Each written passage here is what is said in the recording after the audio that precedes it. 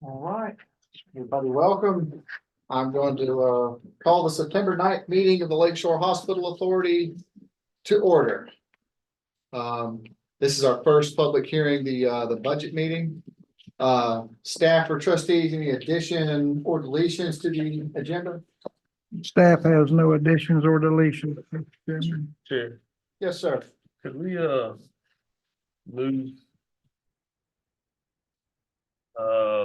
unfinished business, the second bullet point, unfinished business, to the top of the agenda after the public hearing? It seems like we've got quite a few people in attendance that may be interested in that, so we might could just move it along a little bit. Help me on quicker. which one that is, so I know the right order. Mr. Kennan's, Todd Kennan, yeah, second bullet point there. yeah. Move that one to where? It was right above new business. Okay. I don't have any issue with that. Does anyone else have anything to say with that one? Can we move it up first? I'll make a motion to adopt the agenda with that change. Have a motion to move that. Do we need a second? I think we need a second on that, don't we? Yep. Yeah. Second. The motion and a second to move the Todd Kennan's item to in front of new business. All those in favor? Aye. Have it. Do we have any other additions or deletions or modifications to the agenda? Okay. Move forward to Need to go. Do your budget workshop. okay. Wait, do we do the budget workshop or can we adopt the agenda and then go to the budget workshop? We're doing that now. So you've approved the agenda with the deletion. Okay, So then just follow your agenda for your budget here.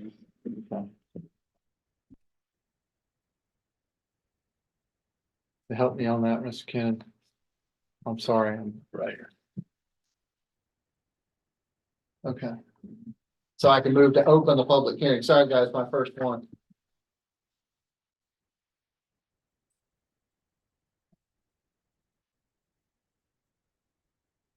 Okay. So now I can move to open the public hearing. And let's see, chair announcements. So this is going to cover, this is our agenda for our first budget hearing. Do we do public comments before this, Mr. Kennan? No, that's on number 4. Okay. All right. So we have a proposed millage rate of 0.0001 mils as is the rollback rate for the 2024-25. Purpose of that is to levy maintain the legal standing of the Lakeshore Hospital Authority as a taxing authority. Mr. Williams, do we need to vote to approve that one, or can I move this straight to Mr. Williams to do the overview? Okay, thank you, Mr. Chairman. The budget you have in front of you is for the fiscal year 24-25. That would become effective October 1st of 24. It would expire September 30th of 2025. Because you are levying a millage, albeit 1/10,000th of 1 mil, you do follow the statutory provisions for entities that levy a millage. So therefore, there will be 2 public hearings. Tonight is the first of the 2. Because there is a statutory process that is required to adopt the budgets, you have in your agenda packet, as you just read from, a script in order to make sure that the various motions that are required by law are included and we don't forget anything. As to the budget itself, the budget is primarily the same budget that I presented to you at your last meeting. For the public's benefit, it contains 3 funds. The funds are a patient care fund, a buildings administration fund, and an operating fund. This budget is for $18,200,907. That includes appropriations and reserves. If we look, the millage is expected to generate $407 countywide. So even though we're levying a millage, this is not really a millage-based budget. Most of the revenue comes from the earnings that you have on the public's money, the investments. And you will see that money allocated in both the healthcare services and operating funds. And we're estimating that the interest earnings next year will be approximately $650,000. So that's the primary revenue stream. Monies that does not come from that are funded through the reserves. And of course, a few years ago, when interest earnings were down, we used more reserves. We are not having to use as much reserves to balance your budget. Out of the three funds, everything was based on prior year expenditures. We just annualized them. We tried to provide for a continuation of services. There is only one requested increase in the budget, and that is for employee Sonia Markham. I did include a 3% raise. I typically try to include what county employees are receiving, and it's my understanding that they're to receive a 3%. So I did include that. As I mentioned to you at the last meeting, the building fund, I only included 3 months worth of budget. The expectation is that no matter what happens to the buildings on campus, that should happen, and we should be in a different position by end of year. So I only funded October, November, and December, and we discussed that somewhat in detail at the prior meeting. So I'll be glad to answer any questions you may have. Again, we have three funds in this budget. Total budget's $18,200,907. And that includes the reserves, and I'll answer any questions, Mr. Chairman. Thank you, Mr. Williams. Any comments on the budget for Mr. Williams from the board?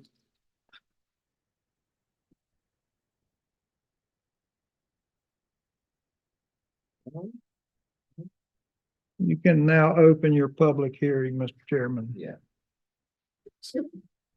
All right. Let's open this up for public input on the budget and the milling rate. Anybody has any comments, please step to the podium. Make said comments for the specifically for the budget. Obviously, we have a meeting after this.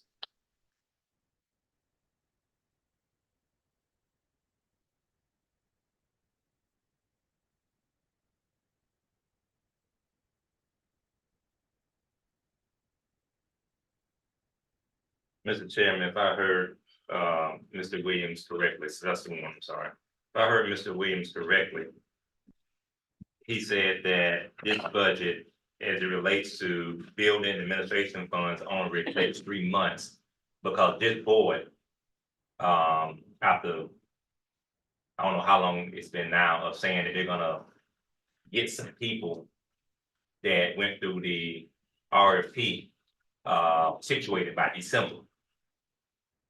Is that what I understood Mr. Williams to say, Mr. Williams, that what I understood to say? Is that a question I can ask him, Mr. Chair, or do I need to ask you and you refer to Mr. This is No, I'm just asking, this is about the budget. That's Because we're correct. talking about $250,000 operating costs, and I wanna know, is it true we're gonna stop it here, or is it gonna go past December? Or do the board actually know? It's a budget question. That's fine. Same. Right? I must be on a different page. You're a Douglas, so you may be, what page are you on? Mr. Williams. That is correct, Mr. Warren. It's a 250,000 quarterly budget. Yes. Just like the current fiscal year, and if decisions are not made, they will have to approve a budget amendment to continue.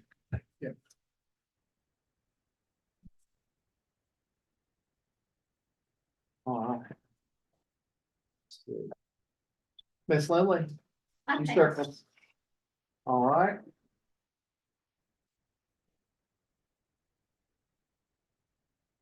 If anybody else will circle any of these items.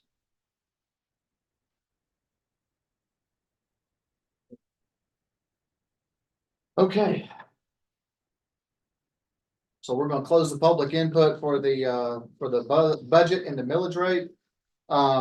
Are there any amendments recommended by the board for the budget and the milling rate? And I don't think there are, because we haven't had any comments. Fair enough, move that.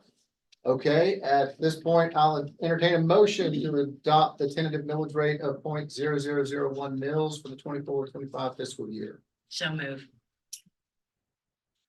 Second. I have a motion and a second to adopt the millage rate. All those in favor, say aye. Aye. Motion passes. Next item, we'll do a motion to adopt tentative budgets for the 24-25 fiscal year as shown in your agenda. Did I say entertain a motion? I meant to say. I move to adopt the tentative budget for 2024-2025 fiscal year with $8,600,407 appropriated to the Patient Care Fund, Healthcare Services, $250,000 to the Building Administration Fund, $9,350,500 the Operating Fund, totaling $18,200,907. I'll second.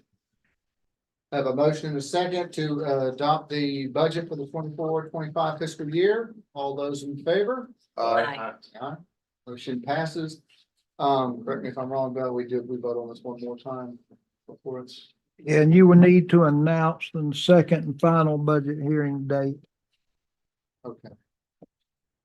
So the final budget hearing will be held September 23rd, 2024 at 5:15 PM here. Unless there are any further comments from the board, we can close this public hearing and move on to the next meeting. Yes, sir. So let's close the public hearing on the budget. Okay, now we're moving on to our September, the remainder of our September 9th meeting. And I'm going to open this up for any public comments before we move on to approve the consent agenda.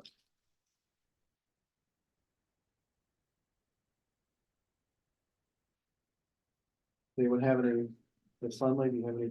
I want to wait till the item comes up. All right, Mr. Chair, if you don't mind, yeah, so, I'm just checking. no, because we went through this last time, and then you let Councilman, Lawyer. Sylvester, calm down. Hey, what If you- if you're gonna address me, Hey, I'm not taking this anymore. You insulted me last time. You can get up there on the podium. I and public insulted you. comment. Yes, you did. I ain't insult you, I told the truth. What I said that insulted you. What I said, tell me what I said that insulted you. There's the podium, Mr. Sylvester. You can address this at the podium. Oh, yeah, so that's how you done flip too? Yes, that's Yeah. how I flip. That's how you done. We're flip gonna too? be civil. No, Yes, we're gonna sir. be civil, and I'm gonna deal with you, Douglas, in the appropriate time. Yeah, y'all think, y'all don't swing the same dance y'all used to swing. That go for your daddy and your uncle. I appreciate that. Yeah. So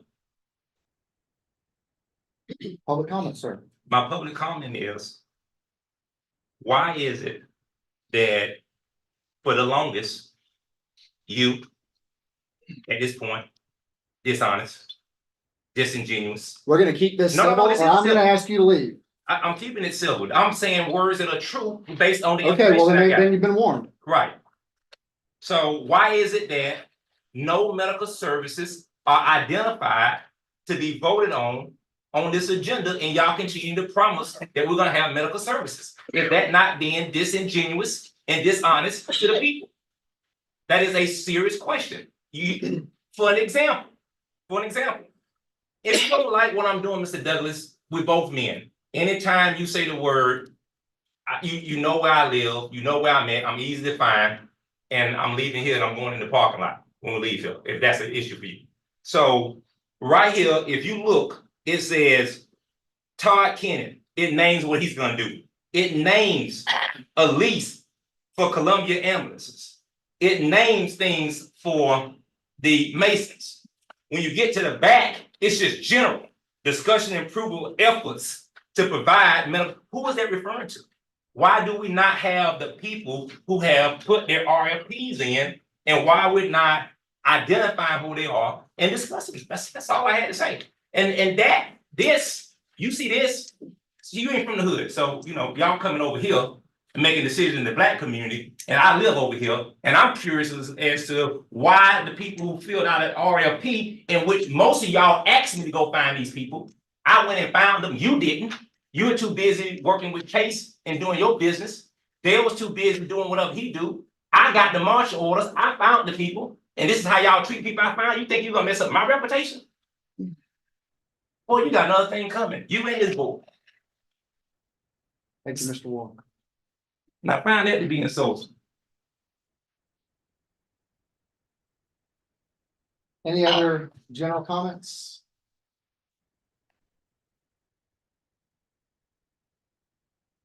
Right.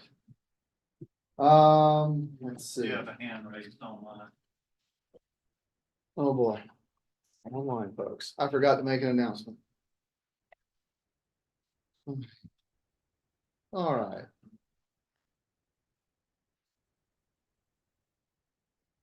There we go.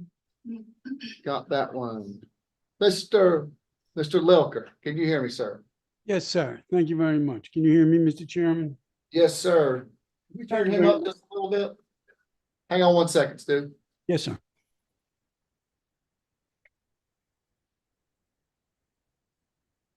Talk a little bit. Yes, sir. Thank you very much, Mr. Chairman. It's nice to see you all tonight. Yes, sir, Stu, the floor is yours. Thank you very much, Mr. Chairman. I just have a question at the beginning on the Lakeshore Hospital Authority disclosure notice. There's nothing on here that says who produced this document. And once again, is an endemic problem with the Lakeshore Hospital Authority and other agencies that a lack of date on the document. So my question is, who produced this document? What was the date that it was done? And the three options, is this just a matter of opinion, or are the three options a matter of fact? Clearly, there's other options.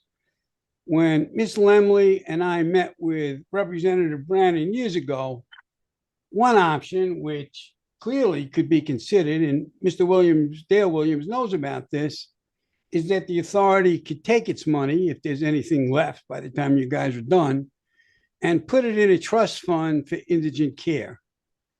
And that trust fund could be managed, and that would be certainly another option, like a number 4. So that's not there. So I don't know that the options are accurate.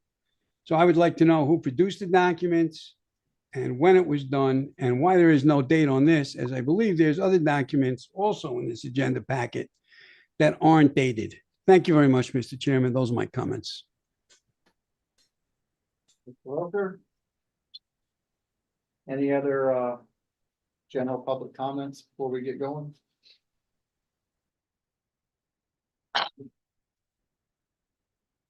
Okay. All right.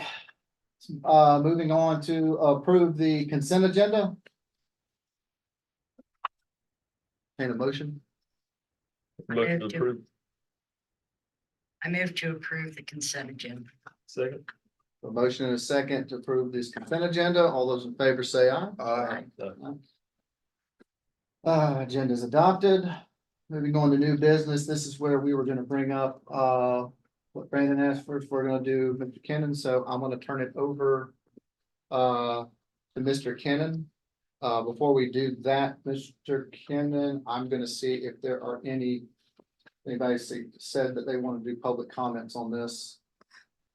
On the consideration of quit claim deed. Are there any public comments? Anyone here that turned in something that wants to talk to us about this deed? That I may not be missing. Miss Lemley, you circled all of them. Just checking. I'm into circles and Venn diagrams. I get it.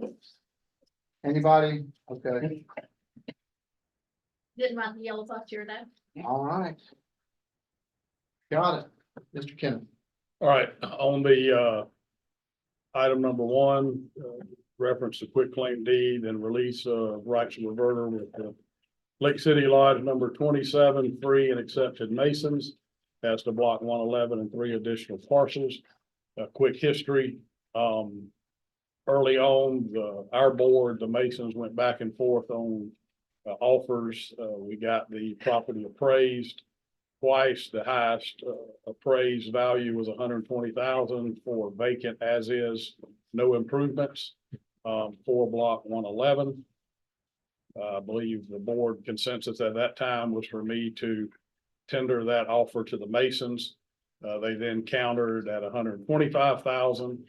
And the motion was to pay I believe it was to pay the $125,000 for the release of block 111 reverter and any other reverters they may have on other property previously deeded to Lakeshore Hospital Authority. Given that, I sent a deed and an agreement to terminate reverter as to the 4 parcels that have been identified in 2 separate deeds, that being in one deed, block 111, and a second deed, 3 other parcels.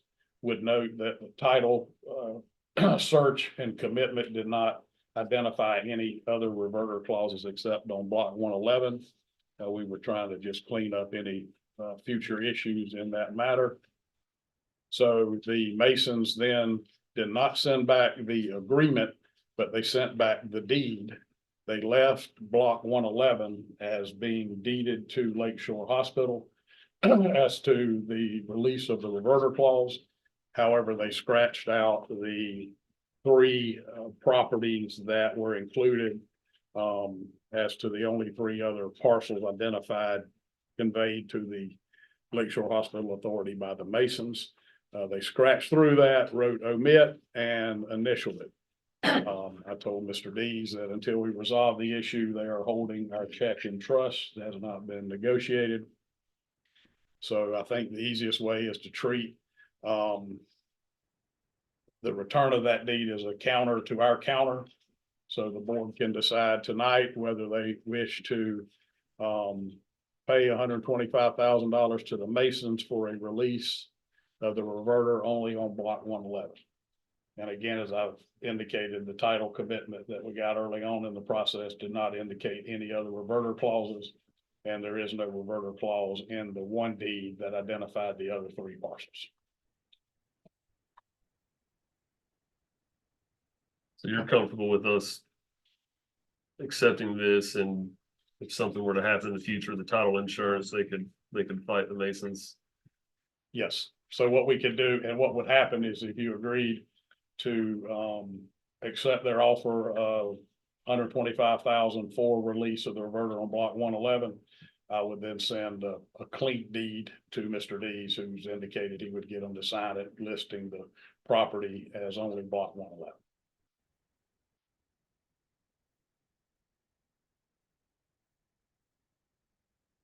How confident do you feel in our title research on this issue? For their, if there's any possibility? Very confident that there's no reverter on those 3 parcels. Okay.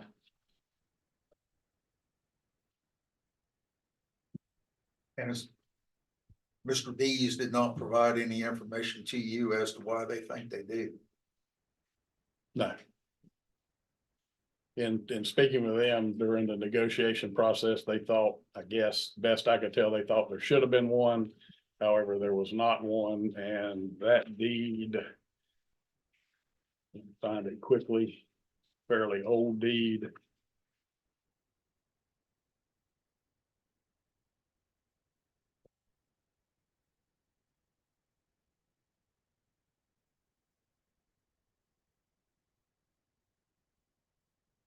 Those 3 parcels were conveyed by the Masons to the authority December the 30th of 1968.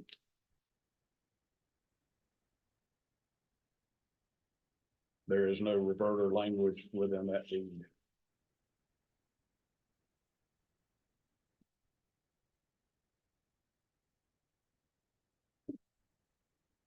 In 68. The one to the city was in 57. There was the back and forth Yeah. deeds. I think the final one to the authority after the city conveyed it back to the Masons 63, 64. was, they dated a different way back in the day. Like 1955. 55. The chain of title started much earlier. But that's the final deed from the Masons to the Lakeshore Hospital Authority.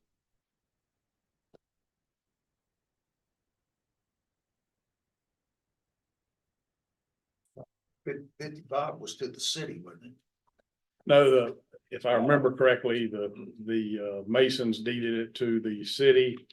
with a reverter clause. Then at some point, the authority was created, and so the city deeded it back to the Masons, and the Masons then deeded it to the authority as to block 111 containing the reverter clause. Thank you.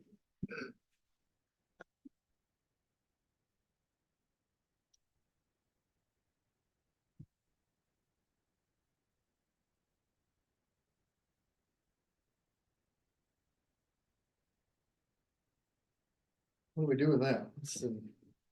Um, Go ahead. Mr. Chair. Mr. Kennan. Can we table this until after item number 2 under this bullet point? That would be up to somebody making a motion to that respect. I'd like to make a motion that we table this until after item number 2 of this bullet point. Okay. I'll second that. We have a motion to table this item, and a second on the board. I don't know if it's gonna be unanimous, so I'll do this for a roll call. Ms. Chancey? Yes. Mr. Kennedy, obviously. Yes. Okay, so it passes, so we're gonna table it for now. Our next topic to discuss is discussion and possible action for the disposition of real property owned by Lakeshore Hospital Authority to third parties, including but not limited to Lakeshore Hospital Building pursuant to the agreement for purchase of sale and real property from the Lakeshore Hospital Authority to Meridian Behavioral Health Care. Can I ask a question? Yes, Didn't we just vote to move the one item? One Oh, we're bullet moving item? So That one don't we item. go back to new business now and I think I I think we- understood the motion to move yes. my 1 and 2 up top. right, a 1 and 2. We were tabling this, Okay. number 1, and we were tabling just the one, and Brandon wanted to bring the second one. Okay, okay. So before we open that up between ourselves, I'd like to, I know there's probably a lot of folks here that want to talk on this, so. Start with these, so I know we have a representative from the city, so sir, if you would like to, yes, I'd like to go through it, I appreciate it. Don Rosenthal. The city received several questions. I'd like to go over those questions and maybe answer those questions for you. One was, please identify the specific use and services to be provided at any of the following Lakeshore Hospital campus locations that the city has expressed an interest in. Main hospital will be a civic center. Physical therapy building would be given to the county. The medical use for the either the women's center or the LSHA administrative building. Whichever building wasn't chosen, that be used as a city's emergency operations center during storms. Second question was, Lakeshore Hospital has previously evaluated the above buildings for necessary repairs, roof repair, exterior waterproofing to protect the integrity of the buildings. These estimates don't include desired interior renovations. It's just, can you say main hospital, 12 to 14 million, physical therapy, 750,000, women's center, 500,000, and administrative building occupiable as is. Our estimates were a little bit higher than yours. We got an actual estimate on the roof for 1.2 million. Repair, redesign, interior, 12 million. Update major systems, 5 million. And a contingency fund for 12 million, because you just don't know what you will run into in a situation like that. Third question was the average monthly cost of Lakeshore Hospital Authority to maintain its buildings, A, B, and C at the lowest possible level. You mentioned some of the things that you're trying to maintain, and you're asking the question, is Lake City financially capable of assuming operational costs of maintaining these buildings as soon as necessary? Lake City has 1.6 million designated right now for City Hall. That money could be used to maintain these payments for a little over 2 years. We think we can move a little bit faster than that. We think it'll take us probably 60 days to build a proposal and get final approval from mayor and council. We think within 6 months, we'll be able to do a complete acquisition. Fourth question was, what would be the proposed timeline for the acquisition? And we've already talked about that, 2 months for the proposal, 6 months to have a complete transfer. Will the city of Lake City agree to accept a long-term lease at a minimum cost for the campus buildings to be utilized? Or will the city of Lake City require a deed? We want a deed. Can you provide projected budgets for the first 2 years? I can't do that standing here, but within that 60 days, I can do that. What form of support would the city or request from Lake Shore? None. For additional information, who should I contact? And that contact point would be me. And those were the questions that we got and we want to address. Thank you. Ms. Rosenthal.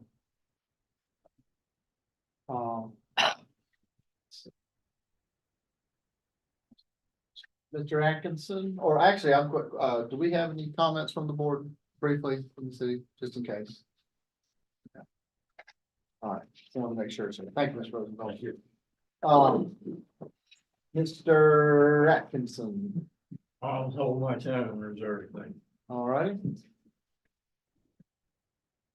Ms. Lemon?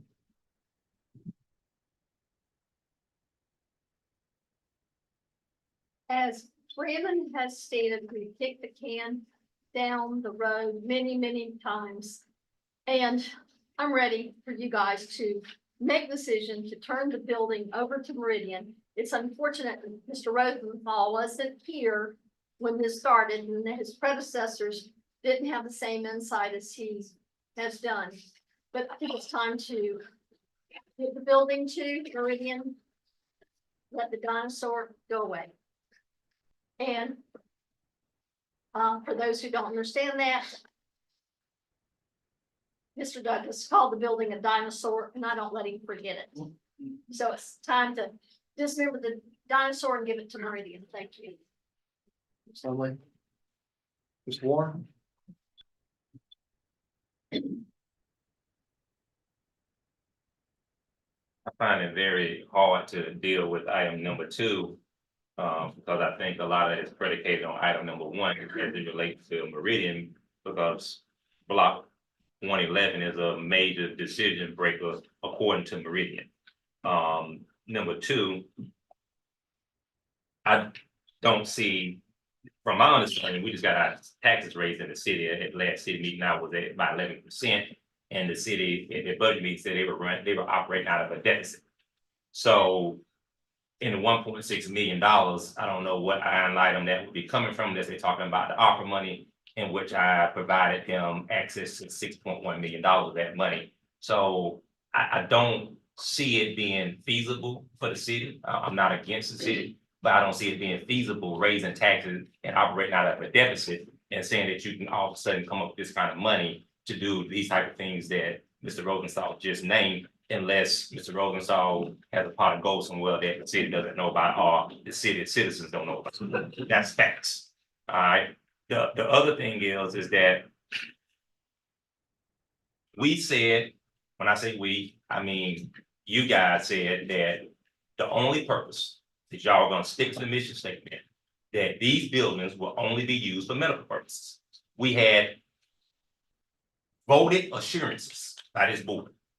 So to entertain any proposal that does not provide medical on this campus would be negligence on each person's duty as to why they were assigned by the governor to this board. Period. That's just facts. RFPs went out and they had a time cap on it. You're still having people presenting that did not meet the timeline of y'all cutoff of what y'all said would be the last RFP. Y'all not taking any more RFPs. If nobody signed up from that point forward, they would be not considered, not discussed. Y'all were gonna only work with the RFPs that came in. Unfortunately, the RFPs that came in, y'all have done nothing to work with those RFPs.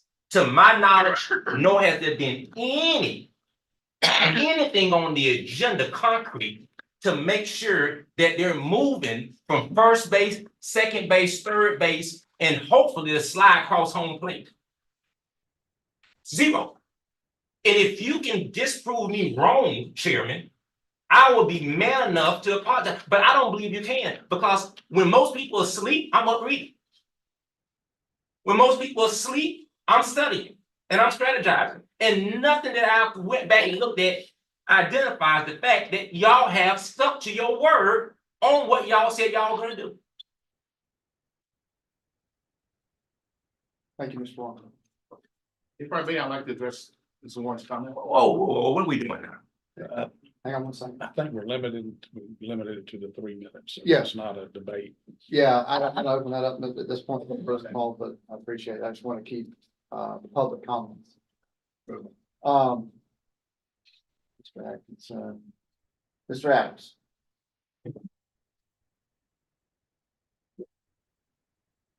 Sure, Dylan Adams, 212 North Marion Avenue. So you guys have been kicking the can around. I've heard that a bunch, right?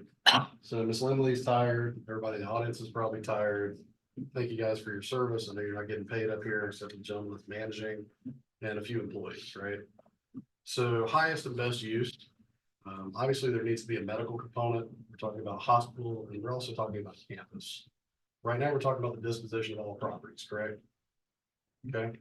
The vacant property. Right, so vacant lots, areas for affordable housing, we're in desperate need of throughout our county. No plans, no discussions of any of those types of things. Revitalization of downtown, to increase quality of life, not to raise cost of goods or services for anyone, but to create a scenario where we have opportunity to have a revitalized downtown.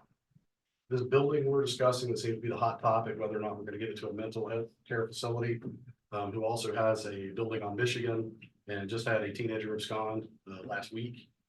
I don't think they have a bad business. Everybody's in business for a certain reason, right? Is it the worst thing to happen? Probably not, right? But is it the highest and best use of this property that's in the heart of our city? No. We do have medical components that could go in there.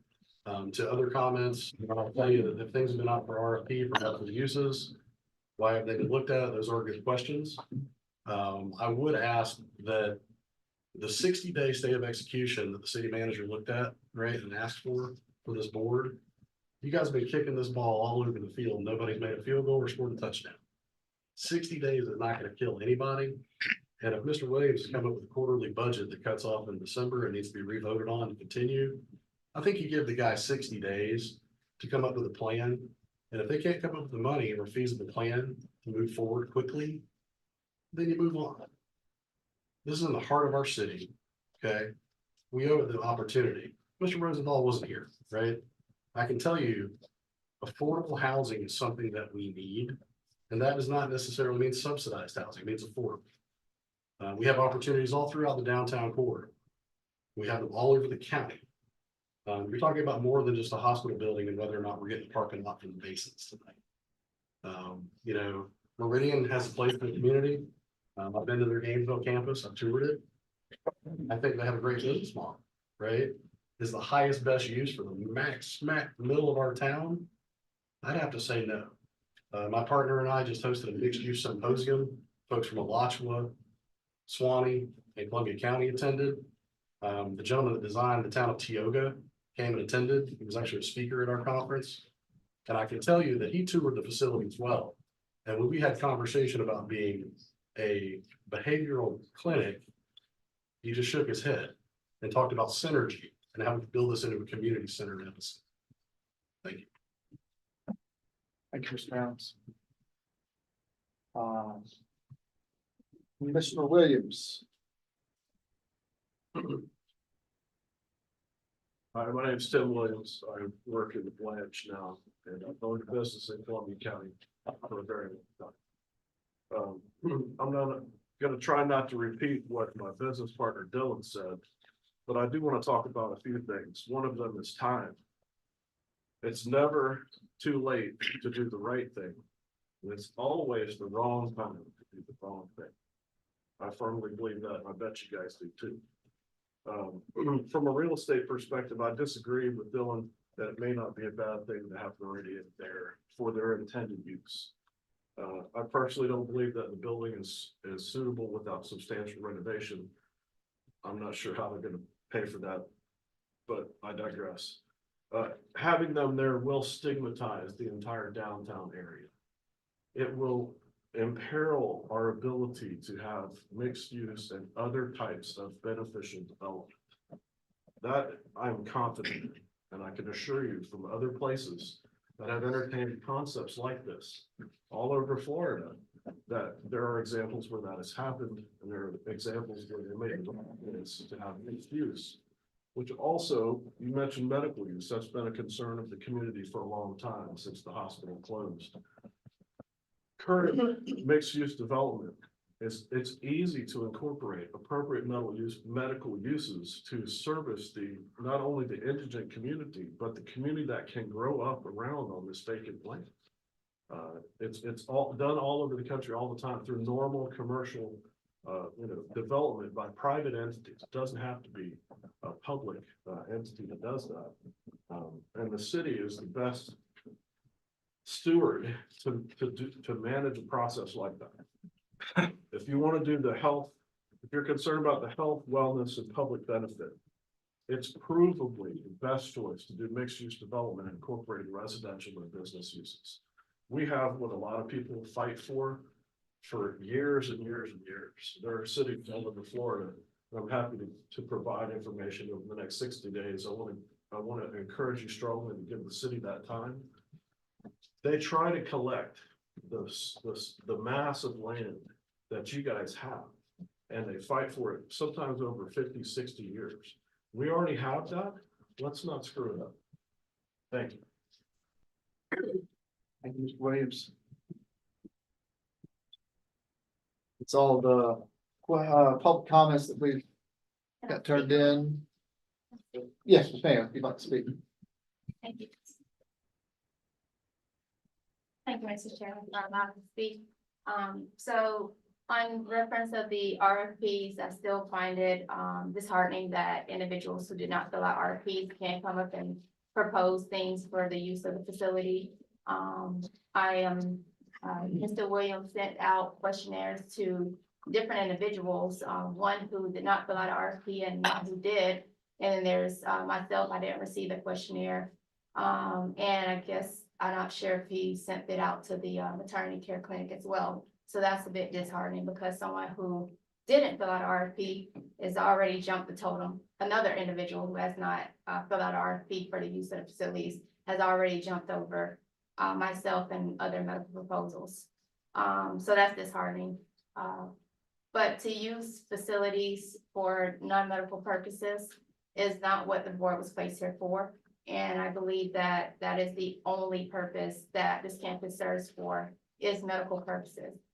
We are speaking of a civic center for more restaurants when there's several restaurants on Highway 90. And then I guess now we're gonna give, instead of the women's center, they're looking to give the physical therapy building to the county for record storage. I guess they left that out because that's what the county wanted was record storage.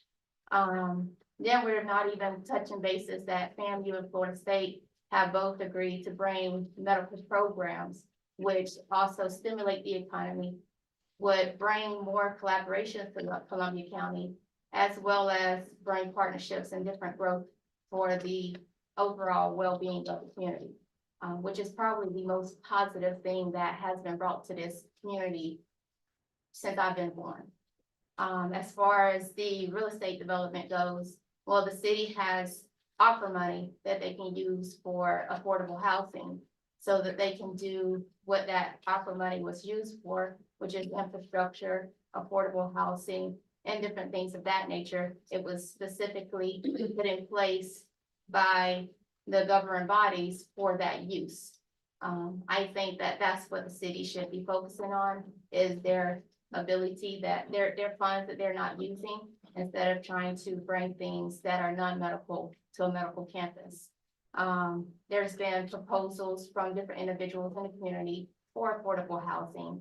So if that's what we're looking to bring to this area, then we should be talking to the city, not Lakeshore Hospital Authority Board, who is for medical. But I just want to stick to what I've always been here for is medical. I would hope that we stop jumping over the medical proposals and entertaining other individuals. There was a hard deadline for those proposals just because someone just got a job. I mean, if somebody else gets in a position, are we gonna hold 60 days again for them? I mean, positions come and go all the time. I don't think that we just hold days. We'll be here forever trying to figure out what to do with the campus. Ms. Brown. Okay. Check online just in case. All right, off the public comments. Board member comments. We hear from Mr. Kennon on where we are with this. Yeah, we have, many months ago, we had been in negotiations with Meridian's attorneys. We have a draft agreement. They have agreed that we can make some additions to that, such as adding 24/7 security, 24/7 triage, confirmation it won't be turned into a state hospital, those sort of things. Probably, there are some things left to do. That would be to identify the parcels, the exact parcels that we would be giving to them. If it included the helipad, we'd have to have language regarding the FAA requirements for them to keep that. So just a few minor things that can be addressed probably between the attorneys and ironed out. With the final version, hopefully by the 23rd, but that's going to be getting two sets of lawyers together, which hopefully we can do. But we have the other, Mr. Harbert is the lead attorney for Meridian. He is again reviewing the last draft that we worked on when we were close to finalizing it before the Mason issue came up. So probably a few little tweaks and the agreement could then be put before you for final approval. And in that, would it be in the agreement or would it be in the deed restrictions? Everything that was discussed last January, I believe it was, of 23, whenever we talked about not having those would be in the agreement. The reverter would be a general, these are the basic minimum things you're gonna require. But the agreement would require them to comply with whatever terms and conditions that the board mandate or requested.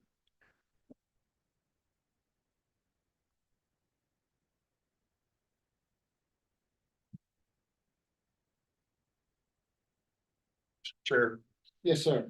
Mr. Kennon, on the, because I'm not by far not an attorney and have read this contract over and over and over, agreement over and over, and have also looked at the individual exhibits over and over. So that I think I can understand what you're saying. Can I refer to the exhibits, if you don't mind? Let me make sure. Which would be exhibit A, B, and C, which are at very bad.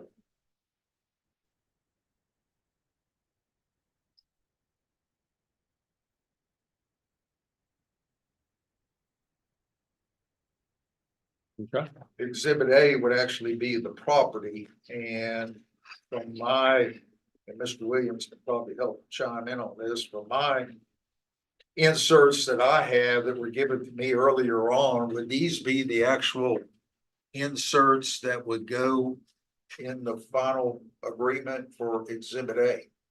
And there's a second page on there too. It's basically I just. don't have any recollection of the parcels. I know that there was the discussion I remembered was the two, I guess, to the south.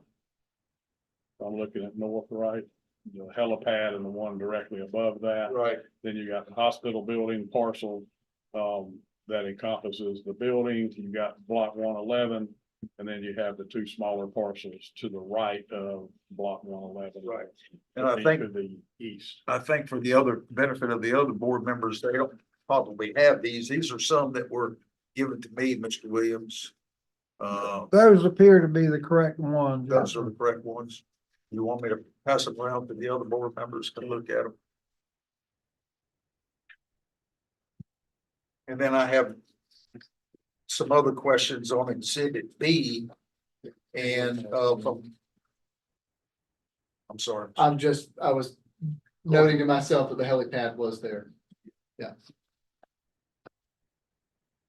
From my understanding, what you just said on exhibit B, the, attorney for Meridian, has no problems inserting, some of the conditions that we had discussed early on with Meridian staff members.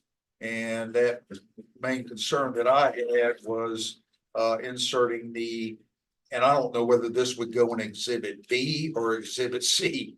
That being the 24-hour security, 24-hour/7 security, which was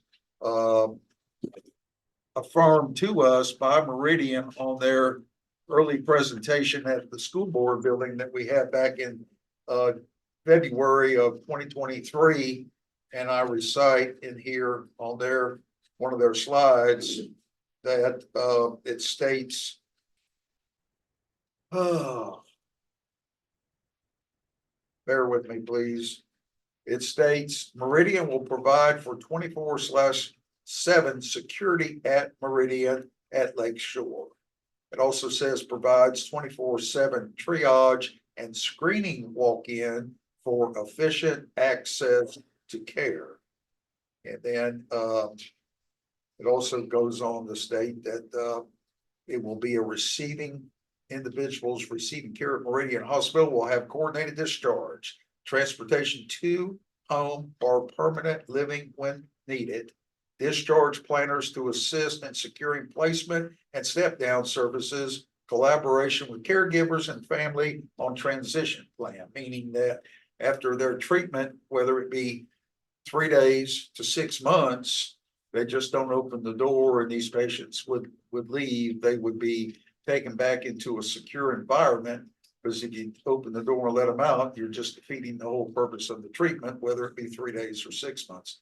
I know I'm long-winded on that, but is that something that you and the attorneys from Meridian can help incorporate into either exhibit B or C, wherever it's appropriately needed? Yes, in talking with Mr. Herbert, I believe he's gotten confirmation that we can include the 24/7 security and triage, confirmation that it will not be a state hospital, which was part of that discussion and process early on that same, I gave you slideshow you would need. And then confirmation that it would, let me see, outpatient. No outpatient treatment. No outpatient treatment as it relates to, drug administration and that type of treatment. Yes, sir. But yeah, I don't see any problem, finalizing the inclusion of the appropriate parcels and negotiating with them on the proper and appropriate place to put those additional provisions, and confirmations that Meridian's already agreed to. So that myself, as well as other board members, could actually see that in writing. Correct. Okay. That would be the idea, is to have a final version. Yes, sir. Drafted up. Drafted up. Okay. And then you answered my questions regarding exhibit A, B, and C. But now going to the actual agreement itself, I think the main questions that I have from me reading this, and I just need confirmation from you, but the Masons we'll get to later, but that item was tabled. But regarding the terminology in this 15 pages of document, 11 pages of document, we talk about a boundary survey, a title report, a review of survey and title report, a feasibility period, and date of closing, and including purchaser's investigation. And all of these have timeframes on them. Could you help me, in my mind, tell me what we're looking at as far as a time frame regarding this agreement for the purchase and sale of real property? Once the agreement is signed by the last of the parties, that would kick in the 60-day feasibility period. And within that 60-day feasibility period, you're doing several things. Your title report is within 20 days of the date of the agreement, so that would be 40 days before the feasibility. Yes, sir. For an examination by Meridian to determine if there are any other title defects which need to be addressed. Let's see, 30 days after receipt, if they wanted, we've agreed to provide them what surveys we have. If they want to do their own survey, they would have 30 days of receipt of the last of the survey and the title commitment. Let's see, but in no event longer than the feasibility period, section 7 below, to review these items and make a determination as to whether they wanted to proceed with any title defects, if there are any, or if not, they can then terminate the agreement. So essentially, everything runs within that 60-day feasibility period once the agreement is signed by the last of the parties. And one last question, Mr. Chair. If you'll turn Mr. Kennon to page 10, will you help me understand what number 25 means when it says parties' approval and disapprovals, period? Each party's right to approve or disapprove matters pursuant to the terms and provisions of this agreement shall be in the sole discretion of such party.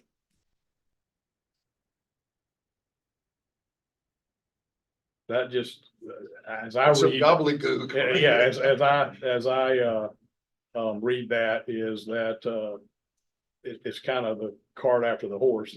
Both parties have to agree, approve, or state their disapprovals as to the issues addressed within the feasibility period.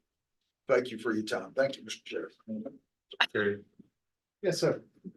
The reason I asked the table number 1 of this bullet point was so we could ask Meridian if they're comfortable, if they're as comfortable as our attorney is with the deed that the Masons are willing to give us. So I don't know if you're okay with asking. I was gonna say, we have some representatives from Meridian here. Are you all willing to speak to that?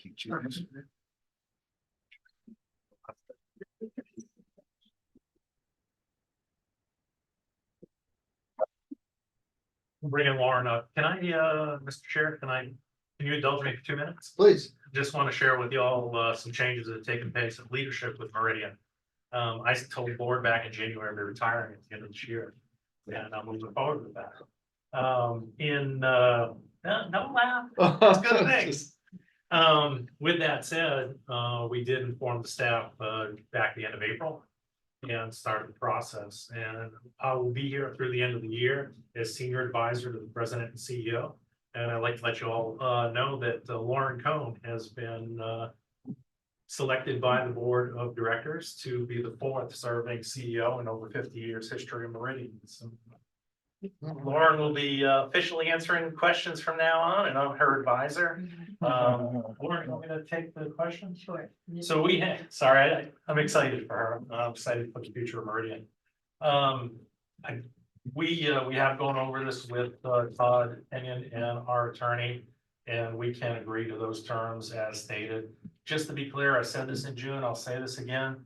Nothing has changed from the proposal we put forth back in January of 2023, or that we presented to this board in February of 2022. This has been an almost 3-year process. And we look forward to better serving this community in the future.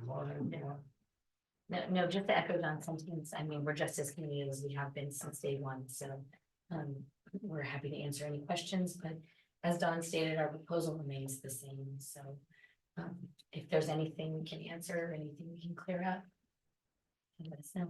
While they're standing there, does anyone have any questions? Mr. Cameron? I do, Mr. Chair. Yes, sir. I'm sorry, Mr. Buller. Did you go ahead? No, Mr. Thank you for both of you being here tonight. Help me out with the term that Meridian, it's their approval licensing through the state? Is it the Division of Business Regulation licensing or what? What is it referred to? So there were some initials I noticed in one of the forms that y'all provided us. There's a couple different licenses, so it would be the Department of Children and Families. Okay, As well as ACA, okay, and which stands for, the Agency for Healthcare Administration. okay. And I assume that they oversee a project like this, correct? Yes, the operations. Okay. The operation. And not knowing, what is required by them, but let's say that they came in and said, because this was a question that I received from one of the members in the community just this week, that if, some of the long-term residents that were there needed to be, exercise, get some fresh air, sunshine, that type of thing. Explain to me on how that would happen. Is there like a fenced-in area that will be provided on the grounds that the hospital authority would approve, or what? It most certainly will be an outside area. We have it on our existing campus, way too small right now. Part of that parcel to the east or southeast, that's almost adjacent to the building. Part of that is to have some closed-in outside space attached to the crisis stabilization and inpatient psychiatric hospital. And this would be daily or weekly or Daily, daily? And would they be supervised? yes. Okay, thank you. That's Just, all. to give you another thing, we are also accredited, we're nationally accredited by CAR. In June, we got reaccreditation for all of our programs and locations. That was what, over 65? Yeah, different levels of care, yeah. Yeah, different programs. 65 different levels of care across the 13, 14 counties where we have offices, where we operate, where we have inpatient. And we got the highest level of accreditation, which was a 3-year accreditation for all program services and locations. And again, as you stated, have been operating for over 50 years In the in 13 communities. counties. And as far as the plan to, for this, I think you had stated that it was going to be 184, 185 employees total, That's correct. once you're fully operational. I'm sorry, Mr. Chair, I've taken much of the time. No, keep going right ahead. Any other questions for the folks from Meridians while we've got them up here? I'm good. I appreciate it. I appreciate you guys. Congratulations. Thank you. You need that.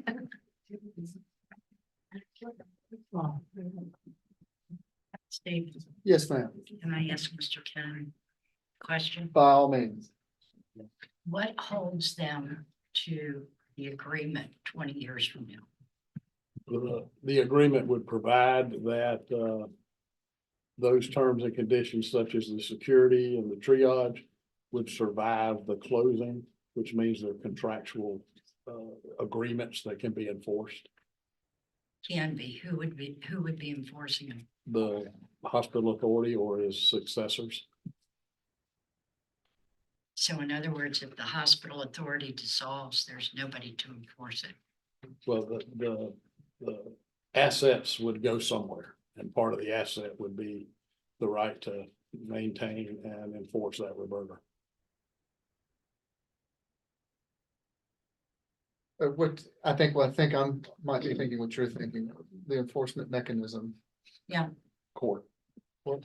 You put them on notice that they're in violation of a term and condition that survived the closing. And if it's remedied, issue resolved, if not, then it would be a court action to enforce the terms and conditions of the agreement, just like any other contract. Somebody violates a term of a contract 5 years from now, you notice of them of your alleged default. If they agree they're in default and don't cure it, then there's some court action to enforce. And it's in here that Lakeshore Hospital Authority or its successors, right? Yeah, I have to find it, but yes, if it's not, it will be, but I think it is in here. It's in here. Now, that's a contractual, or that contractual thing survives with the property, but that is not portion of the reverter, is that correct? So in other words, if they don't have security out there 24/7, the property doesn't revert back. I'm fairly That certain. would be a part of the negotiation, but generally a term and condition like that would be for enforcement rather than. Enforcement The rather than reverter reverter. is more of the generalized use of the property. Right, if the that's- property fails to be a mental health institution, then it kicks back, or a mental health area. Correct. It's on page 16. Regarding the successor. Which states the Columbia County Board of County Commissioners or any successor or district or authority. At the bottom. But then it's also stated up here further under the reverter clause.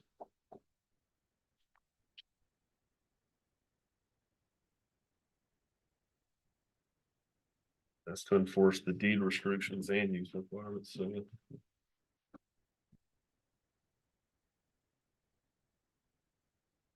And the reverter rights. Okay.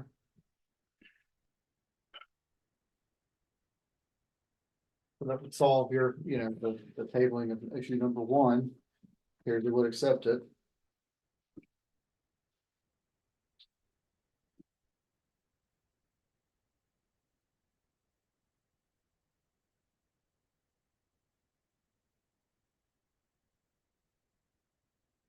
Well.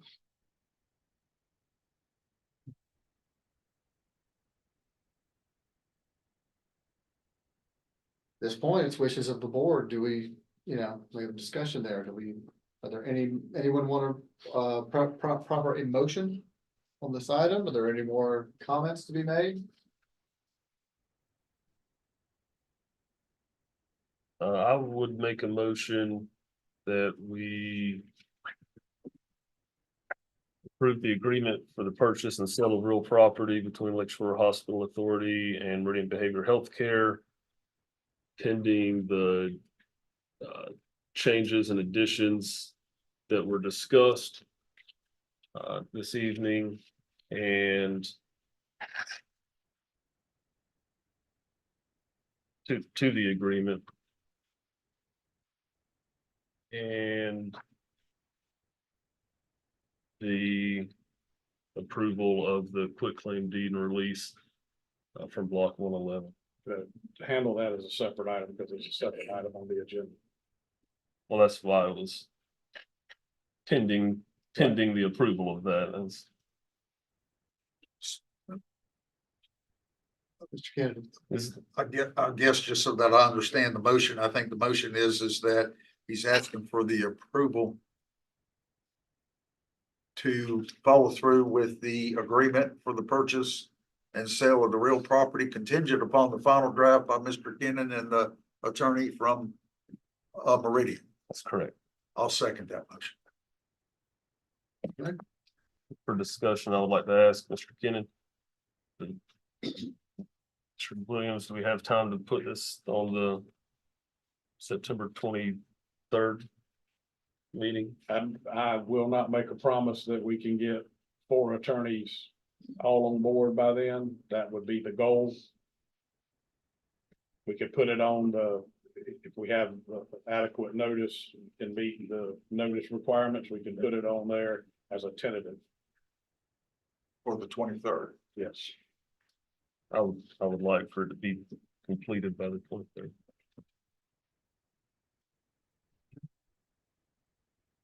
Any further discussion on the motion? Yes, Ms. Chanson? I remain adamantly opposed to Meridian moving in to the center of Lake City. At the present time, people can walk around the lake. They don't have to worry about anything. The kids can come over and play in the playground, and the parents are quite comfortable with that. First of all, as a female, I would not walk around this lake if there was such a building housing people having psychiatric problems. Secondly, as a mother and a grandmother, I would not bring my children to the playground. I don't care how much security they think they've got. Patients escape all the time. It is not unusual. You do your best, but you can't outthink them all the time. That is something that I feel very deeply about. You all know that. And that's what I have to say.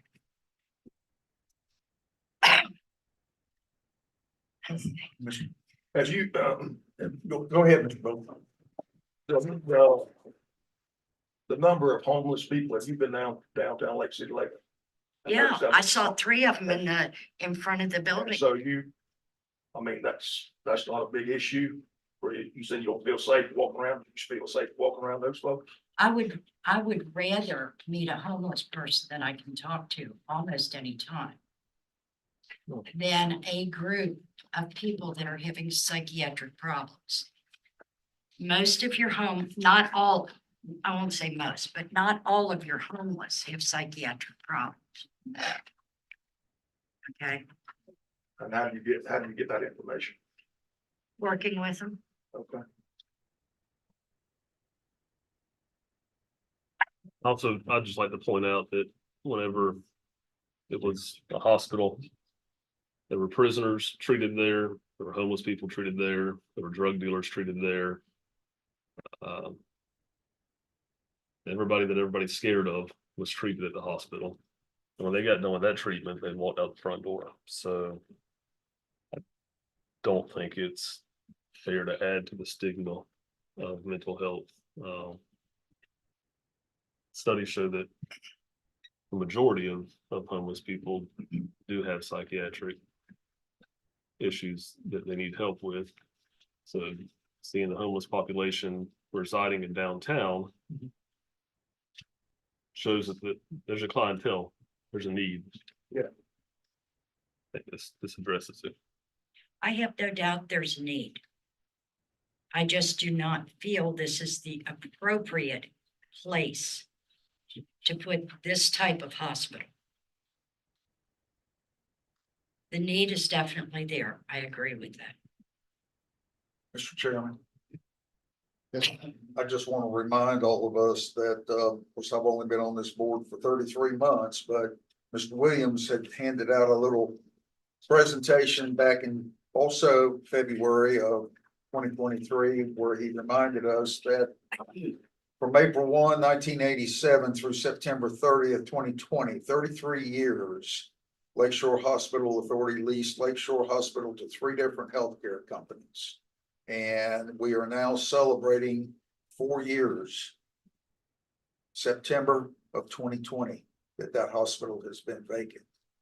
And as we heard earlier, and I agree with, that we need to maintain that facility for healthcare.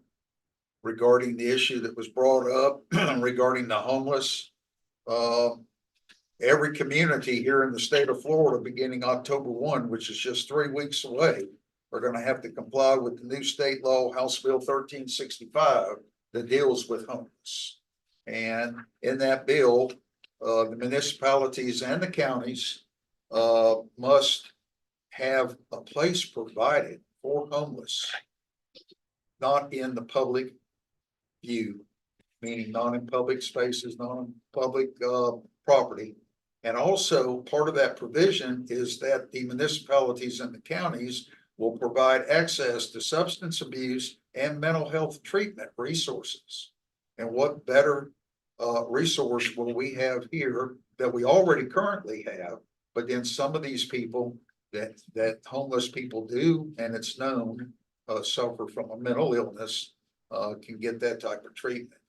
Beginning January 1 of 2025, if municipalities and counties do not have a plan in place to do this, then any a citizen, individual, or business can file a civil suit against the municipality or the county and take action, and their expenses will be provided by that city, municipality, or county.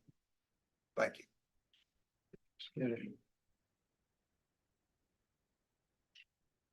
Any further discussion? Public comment? When is the? I think we're past the, I think we're past the public comments, Mr. Atkinson. I thought there was an opportunity to do public comment before the vote was taken. It's my understanding, Motion for- There's a motion on the table, Mr. Chair. does I that think mean, under the rules, the public comment is prior to Prior. motions and deliberations by the board. okay, is that a yes, we can, or no? Because I see it as, sorry, reading my rules, it was before the item was brought up, so we've already passed the public comments, According to our rules, yes. okay. But Mr. Atkinson, we've passed the point of public comment. Abide by the rules.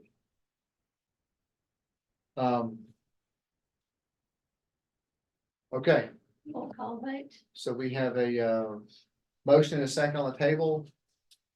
We'll do a roll call vote. No, Ms. Chancy? Yes. Okay. I'm gonna say yes. Mr. Bill? Yes. Does that motion pass? It's okay, motion passes. Motion to untable item one. I was gonna say, do we need to clear out item number one? Motion to untable. I'll make a motion to untable item number 1, And that is the, discussion and action on consideration of the quit claim deed.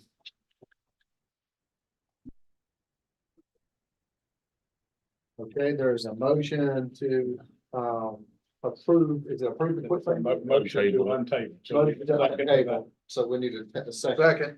So all those in favor say aye. Aye. Ms. Chancy, are you a nay? Yeah. Catch you. She's- I am a nay. All right, motion passes. To untable it, so Mr. Beal, if you'd like to discuss this at all, I know you made the motion to untable it. But I'm assuming you want to, we can do now a motion to I'd like to make a motion to accept it.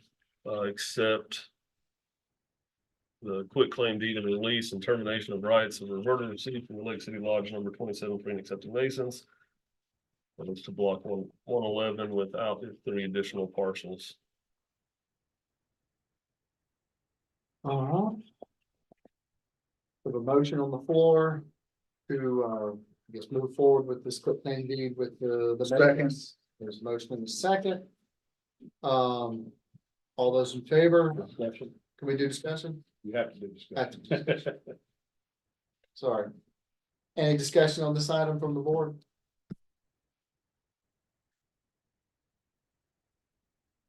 Okay.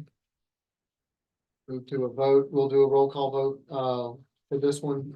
Sorry for the motion to approve the quit claim deed, Ms. Chancy. I have no vote. Yes. Yes. Yes. Willard. Yes. Beal. Yes. Motion passes. Stephen. Yes.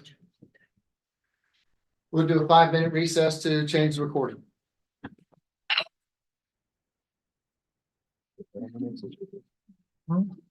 Don, can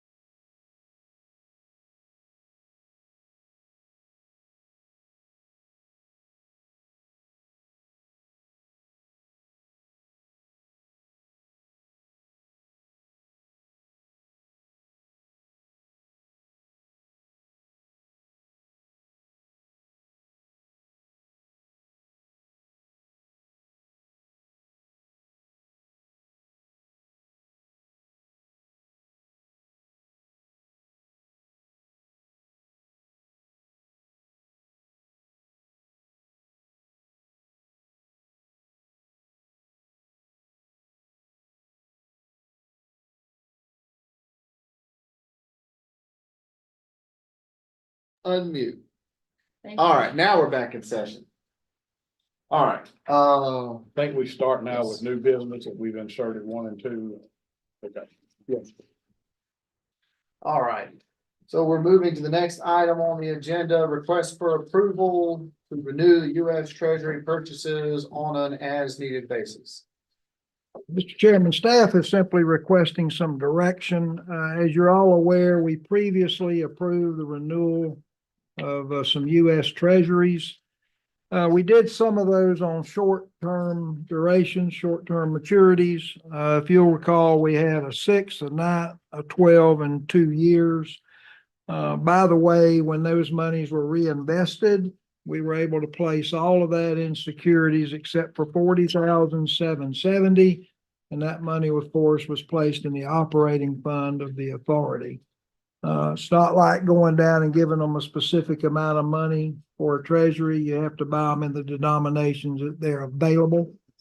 And so we were able to place the $9,976,000 in the treasuries, with the exception of $40,770.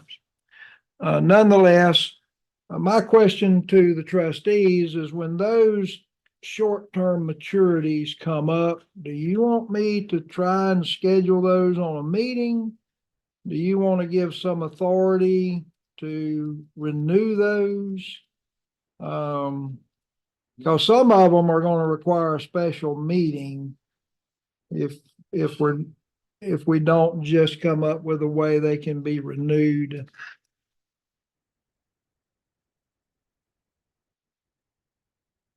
Would they be renewed as short term?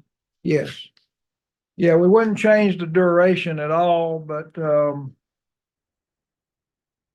my thought process was is y'all might feel comfortable if you got Mr. Powell to sign off on it, for example, prior to it being done. And obviously, if the market changed, we would come back to the board regardless.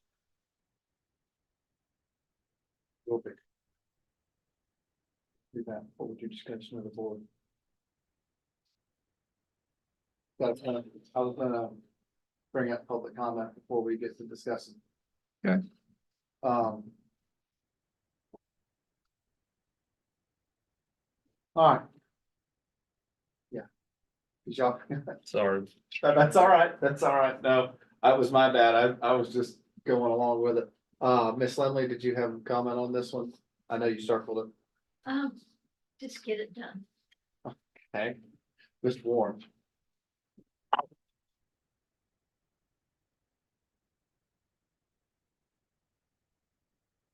Based on the responsibility of the trustees and the citizens of this town and this county, there will be a lack of fiduciary responsibility on you guys' part to have anybody other than you guys to vote and discuss in the public setting as to whether or not money is renewed in T-bills or not. I had this discussion, at least I tried to have this discussion, and I got cut off last time because y'all changed the rules on speaking. It was very clear not to even tie T-bonds up for a long period of time. Warren Buffett doesn't even do that, and I explained that you do it short term. Market is always shifting and changing. You got your money stuck over there, they could go down, they could go up, and you should always have short-term T-bills. That's the rule of T-bills. You can ask anybody that knows anything about moving money around. And trust me, I know about moving money around, even down to knowing how to watch money. So what I'm telling you is that the right thing to do, if you care about the right thing to do, is that you do not ever, I have a trust. My lawyer said, don't you ever let a lawyer handle your trust. You don't ever let a CPA over the money and make decisions about where it should be reinvested and when it should be reinvested. You all were appointed to oversee that process, and the public needs to know when that money is being reinvested, why, where, and what interest rate is. That should not be done by the one individual. Prime example, the AME Church, they did that, lost almost $100 million. That is not proper. And to do so would be a lack of fiduciary responsibility. And if that happens, I definitely will file an ethics complaint. And I will call the governor personally to ask that he remove each and every one of y'all, because that's nuts. No one would give one person the right to move $18 million around of citizens' money. Because y'all call it public money, correct? Public. Yeah, it's public money. So don't the public get to know what's going on with their money? Or do we let Dick just randomly stick where he wants to? I think that's what we're gonna discuss. Yeah, that's what I'm bringing up, so that it'll make sense even for a Douglas, a Carter, a Jones, or a black man. Mr. Atkinson, did you have anything on this? I don't know. All right. I don't see any other. You just double check, y'all. Make sure we're not. Okay, no, we're clear of public comments on that one, so discussion amongst the board for renewal of that. Yeah, is there a mechanism that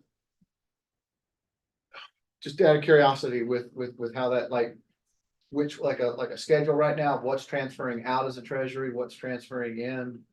Do we Yeah. have it? We've got a schedule of that. Yeah, and just for clarification, the 12 and 2 year ones really aren't the issues here. I mean, the shorter term ones are, but it's only an issue in terms of time. I do see though that in some cases where you may have to schedule a special meeting in order for the trustees to authorize it prior to it being done. Gotcha.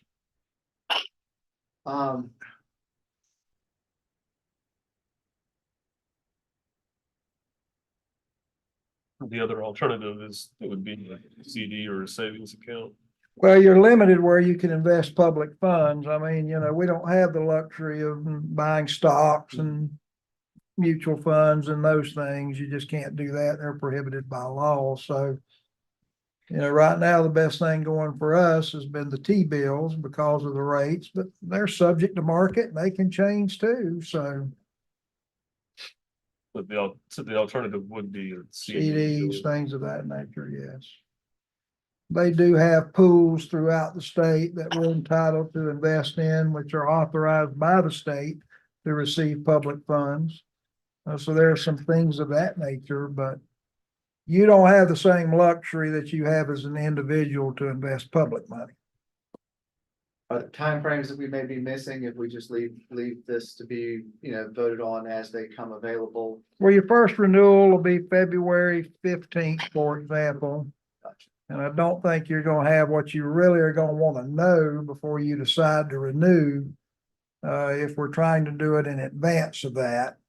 Right. So, I mean, we can talk about what the market has done up to that point. We can say the rates are holding, or the rates have improved, or the rates have gotten worse, or whatever. But I'm not gonna be able to tell you anything specific.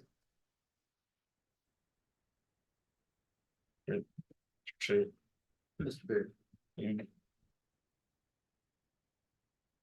What would you need from us, or would it be us saying if on this date, when it expires, that we check CD rates, we check all, the rates of anything that we can invest in, and we go with the highest rate? I mean, would that You not could do be? that, sure. You could always say the things which are allowable by law to invest public money in, you will choose that option which has the greatest rate of return or the highest expected rate of return. You can do that. Because obviously, if that's what was happening, Yeah. we're not gonna want to renew a T-bill. We're gonna turn around and bring it back anyway.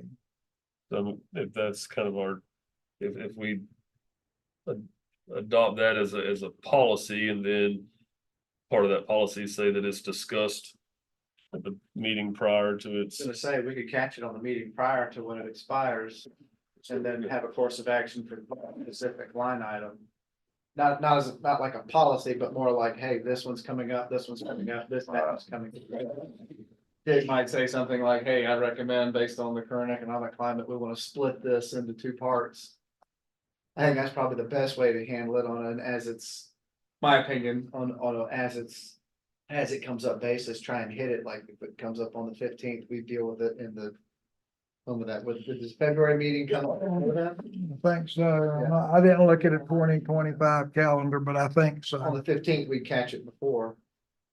And then we could just adopt the best course of action for whatever that pot of money is, I think. That's fine. We can do it that way. Is there, would Dick does he have any other alternatives to doing that? No, not really. I mean, there's no real good thing to do here. I mean, it's just not an easy thing to do. It's not seamless. It's not hard. It's just not seamless. Yeah. Yeah, trying to keep from, because I think if we open that bucket of worms, we'll start doing 2 meetings a month for sure to capture all those. Or doing a special meeting every time a bucket of money comes up. Right. Well, as long as you understand that if we schedule it for you to discuss on the meeting prior to the expiration, you may not have all the information you want, but we can give you some historical information. If not, you're gonna have to call a special meeting. Yeah.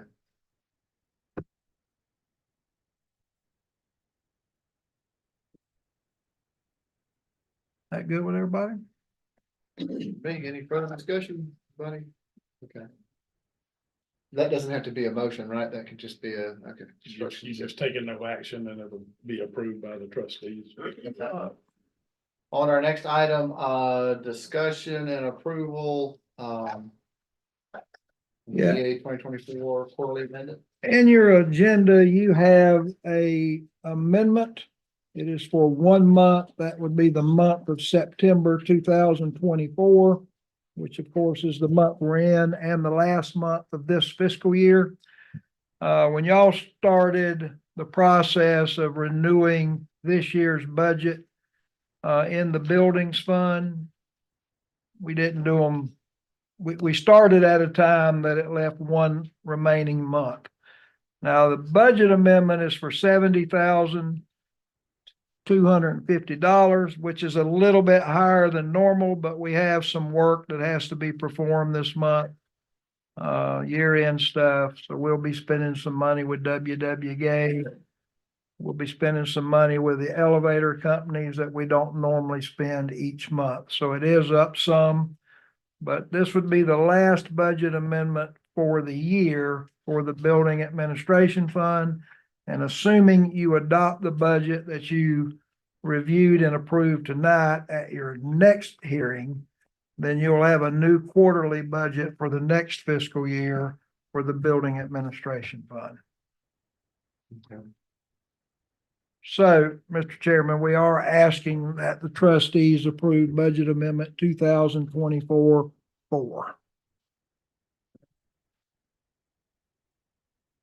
Before we talk, I want to get public comment on this. What do you think? Do it. Mr. Warren, do you have It shows fiduciary responsibility. I have no comment. any others? Okay, okay. All right, Ms. Chancey, I think you were gonna speak. Or you look like it. I'm sorry, I read the tea leaves. Not real good. I make a motion that we accept budget, whatever it is, BA 2024-4 for 1 month's funding of the building fund. Second. Real quick, it was 1, not 2. 1 month, it's just the Okay. last month of this fiscal year, which is the month you're in. There's a motion and a second on the table to approve budget amendment BA 2024-4. All those in favor say aye. Aye. Motion passes. Okay, next item, discussion and action, DSI security service rate change notice. In your agenda packet, you will see correspondence received from DSI. DSI is the company that provides security for the Lakeshore Hospital campus. It is one of the higher monthly expenses that we pay because we have 24/7 coverage at that building.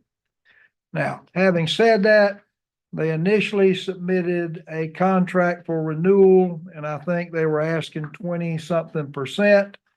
The best we could do is to get them down to an 11.5% increase.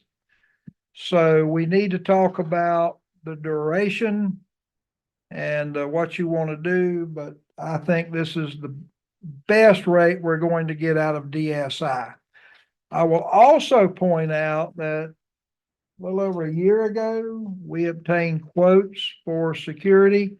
The rate that DSI is proposing is actually less than the quotes we received a year ago from other companies. So it's expensive. It is a lot of money. It's a big ticket item on that monthly expense that we do for the keeping the hospital de minimis operations. But I'm really at a loss to know what to do other than to advise to accept it. If things continue to progress and uses and ownerships are transferred, this will become somebody else's responsibility. We'll do this. Any public comments? Yes. Necessary, they do it.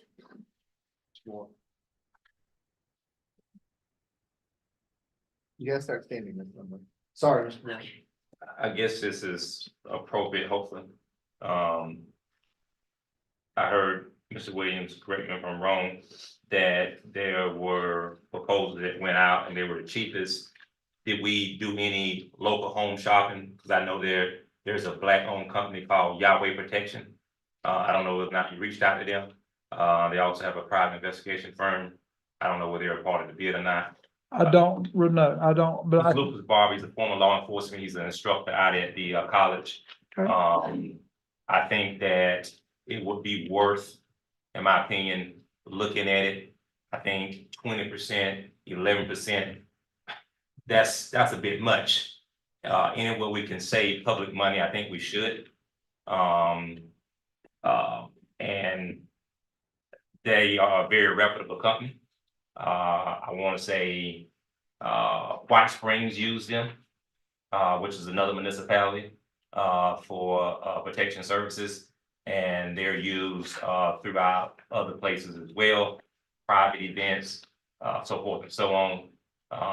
And they have every license you can think of, and they just received their private investigation license as well. And I think if there's a way that we can support a local vendor, at least we should afford them that opportunity to do so. And if there's any questions, if anybody wants Lucas Barber's number, I'd be more than willing to give you a cell phone so you can reach out to him honestly and straightforward and have him to give you a quote and tell him what your needs are. I think by him being local and you tell him the importance of what we're trying to do, I believe he will be a guy that would work with his community and making sure that the numbers are something that we can eat and chew on.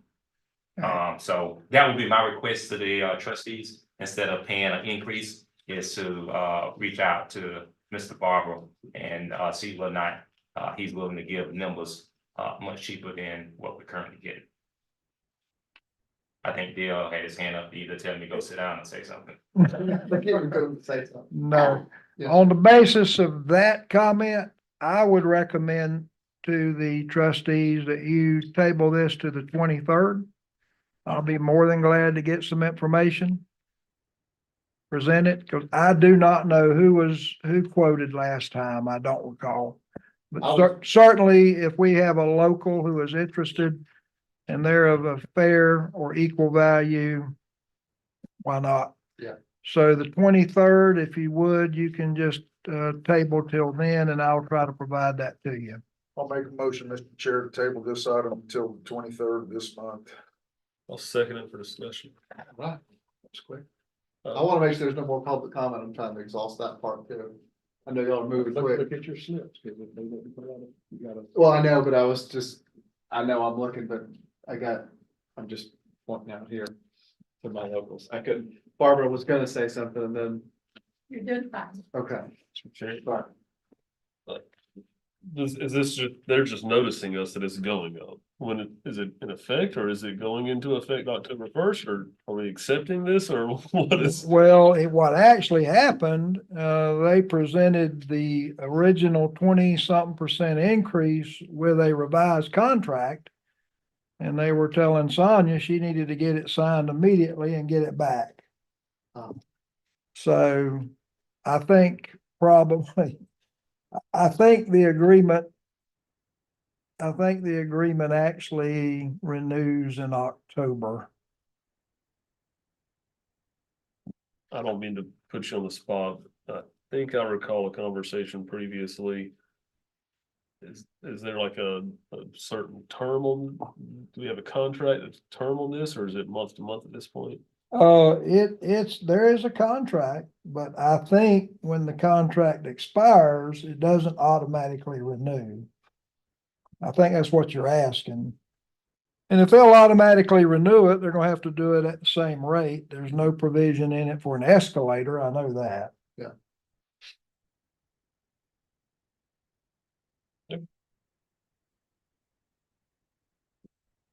Any more comments? I know there was a motion on the board. And second, and that is to help me refresh my memory on the motion. Table to the 23rd. Table the 23rd. We can do that. Okay. All right. And Mr. Williams is going to get in touch with Mr. Barber, the local licensed security agent. Yes. Okay, motion and a second on the floor to table this to the 23rd. All those in favor, or do you want to do a roll call? Anybody roll call? Okay, we'll do it. All those in favor say aye. Aye. Aye, all right. Motion passes. What's his name? Mr. I'm sorry? I just don't know his name, Mr. something Barber? Lucas Barber, Lucas. yes. Thank you. He's But a, I thought you were referring to the, yes, he's a instructor, he's a instructor out at the college. He actually trained law enforcement officers. What's our next one? Okay, that was there. Unfinished business. Unfinished, we have one, yeah, the first and the last, right? Okay. Right. So, Mr. Williams, we've got, let's see, the discussion and action on the lease with Columbia EMS Inc. Hey, Mr. Chairman, at the last meeting, I advised you that we were going to finalize the amendments to that agreement that were recommended by Mr. Fiegel. We would get it to Columbia EMS, which we have done. Columbia EMS has not yet responded. So you have a copy of what we are proposing as an agreement, but there are no specific terms filling in the blanks. The onus is on them. We have submitted it to them several times. I know that Sonia has followed up several times. So at some point, they will come forward. We will talk about specific numbers and I'll get it on an agenda at that point. I just didn't want you to know, I didn't want you to think that not know what was going on with it. So there you have it. If there's any questions about it, I'll be glad to answer, but that's it in a nutshell. Any comments? Or just wait till Mr. Williams puts it on the agenda. Can we just wait?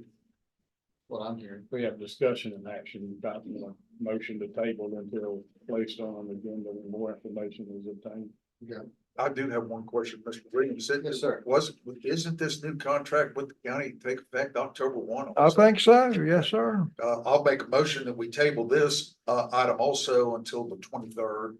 And hopefully Mr. Williams can get a final yay or nay whether this vendor is interested in leasing or not.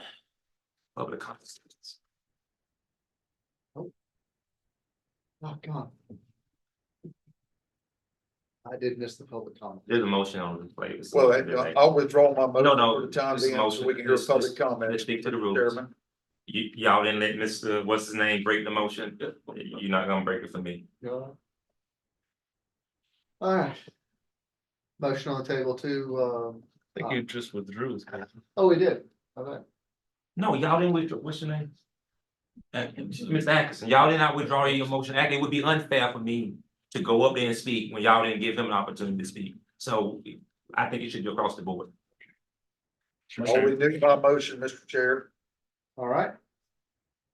I'll second. Motion is second on the table to, table the lease with, Columbia EMS Files, EMS Inc. to, till the October meeting? No, till the 23rd. 23rd.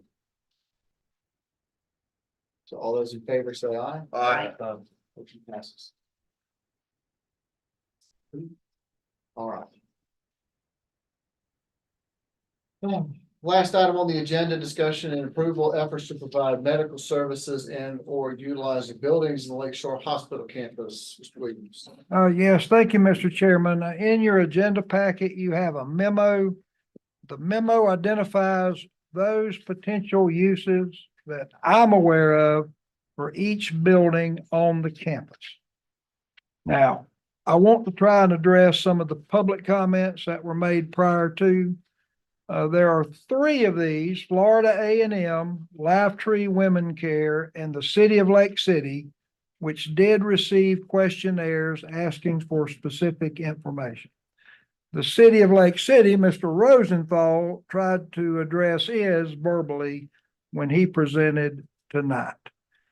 I've heard back from Florida A&M. Dean Spate said that the deans were meeting this week and they would be answering the questionnaire. I have not heard back from Lifetree, but that's the status of those. Ms. Mayo mentioned she did not get a questionnaire. Well, that was not an oversight. That was intentional. I mean, Ms. Mayo has been engaged in negotiations for a period of time, and quite frankly, she's answered more questions than the questionnaire asked. So with Ms. Mayo and Meridian, they did not receive questionnaires because I view them as having been vetted by this board. The only question now is the contract and those types of details. I don't think there's any vetting left with either. That's not true, though, with the three that received the questionnaires. Now, the questionnaires were not dated, which come up in public comments.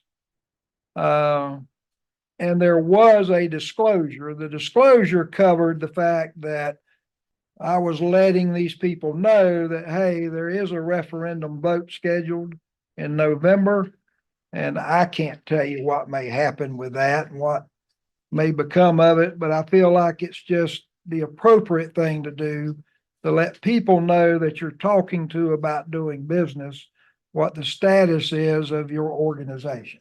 So it was simply to do that. They were dated by the email that was used to send them to those respective entities. So when we sent it to A&M, when we sent it to Lifetree, when we sent it to the city, those emails, of course, are all dated and they were attachments. It was also stated in the comments that there was an option not identified, and that option was putting the money in a trust to pay for indigent care. I don't know what the legalities of that are. I would assume that that would have to be something mandated by the legislature. It would be a change in our articles and how we work. I may be totally wrong. I don't know. That's uncharted territory for all of us. But yes, I mean, that is something the legislature could order. They could say, look, we want you to take the money and put it in a perpetual indigent care fund. I don't know. I don't know. But whatever they decide, they being the legislature, remember, it has to come back for a vote in front of the public. And either there will be a special call meeting in 2025, or they'll wait until the general election in 2026. But this memo is intended to make sure that you as trustees have a snapshot you can look at and see who's in play for these buildings. They're not in any particular order. They're not in order of preference. They're just people that have expressed interest in those buildings. And I amended it from the prior meeting. I attached copies of the questionnaire where you would know that we have sent those. Now, having said all of that, I would like to ask the trustees to allow me to put a response time of September 16th on returning these questionnaires, where they can then be added to the 23rd agenda for you to discuss. The agendas, we try to get prepared a week in advance. We try to have the supporting material not long thereafter. And so that gives me time to do that. Also, a special meeting has to be noticed. Now, we're noticing through the trim requirements for the budget hearing. But beyond that, the special meeting has to be separately noticed. And in order for us to meet the timeframes of publication, the notice has to be filed with the local paper tomorrow. Because I think Thursday would be the last date they publish for us to meet the required deadline, the required time limit. So tomorrow we'll have to prepare a special meeting notice, send it. It would be published Thursday in the local paper. Of course, it would be on the website and etc. And then I could notify these parties that we would really like to have their information back by the 16th. Okay. So that's the ask, Mr. Chairman. Public comments. I was about to say, before we do that, I want to do public comments. It's fun. You know, it's apparent that most physicians, et cetera, other than Ms. Mayo, don't want to be here in this area. Everything happens on the west side of town. And I think Ms. Mayo would be an excellent choice for the PT building. And my opinion on the Women's Center is that it just needs to be given to the county so they can do it for court services. I understand in the enabling legislation, it states for medical stuff. However, that was in 2005, 19 years ago. I brought this up with both Brandon multiple times, saying the enabling legislation needs to be changed. This authority needs to be disbanded. You know, it's gonna come up on a straw vote, but you guys yourself can make the decision to dissolve yourself. We don't need to drag this out to 2026. There's 18 clients. And if you were a business and paying Dale and Sonia, you wouldn't stay in business if you only had 18 clients. So I think this board needs to let Ms. Mayo have the PT building. You guys think about dissolving yourself. Because the committee meetings start in October. And it can be brought up because Brandon just kept blowing me off. And to put the money in a trust makes the most sense. And who would administer it? I don't know. That's something that the legislation would do. I think according to the stuff that would be turned over to the county, any funds, and the county would have to set something up. So you guys just have to figure that out. Thank you. Thank you so much. Any other public comments? Yes, Mr. Atkins. I'm not sure I circled it.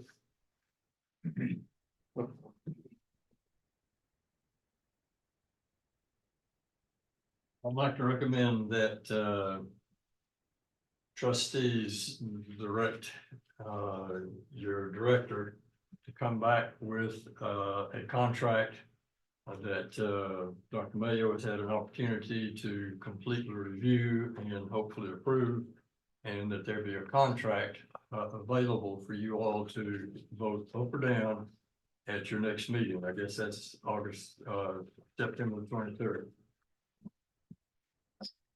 And I would hope you would vote up. This one seems like a no-brainer. Just want to update you. Mr. Kennon has provided me a draft of a commercial lease agreement for Miss Mayo. I have not had a chance to look at it. I will do so and give him my comments. It also needs to go to Mr. Powell because any of the financial side of it, I don't do that.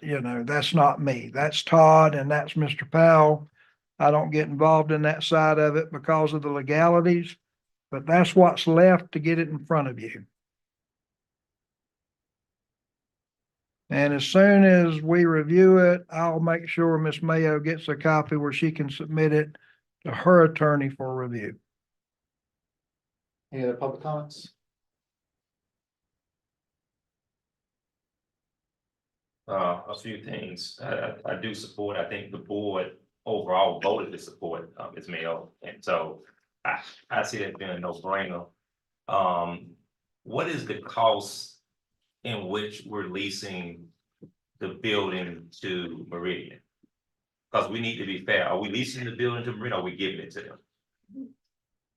So, but we're saying that there's gonna be a commercial lease with Ms. Mayo.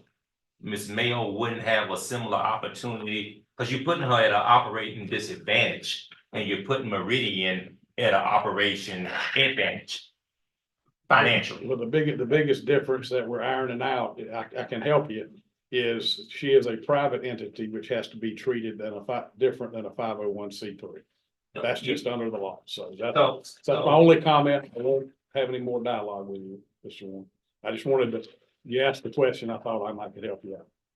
No, that's the problem. You won't let me finish because you don't know whether or not Ms. Mayo has a 501c3 that can be used in place of that particular issue or not. And so those are the things that we need to get down to the nuts and bolts of.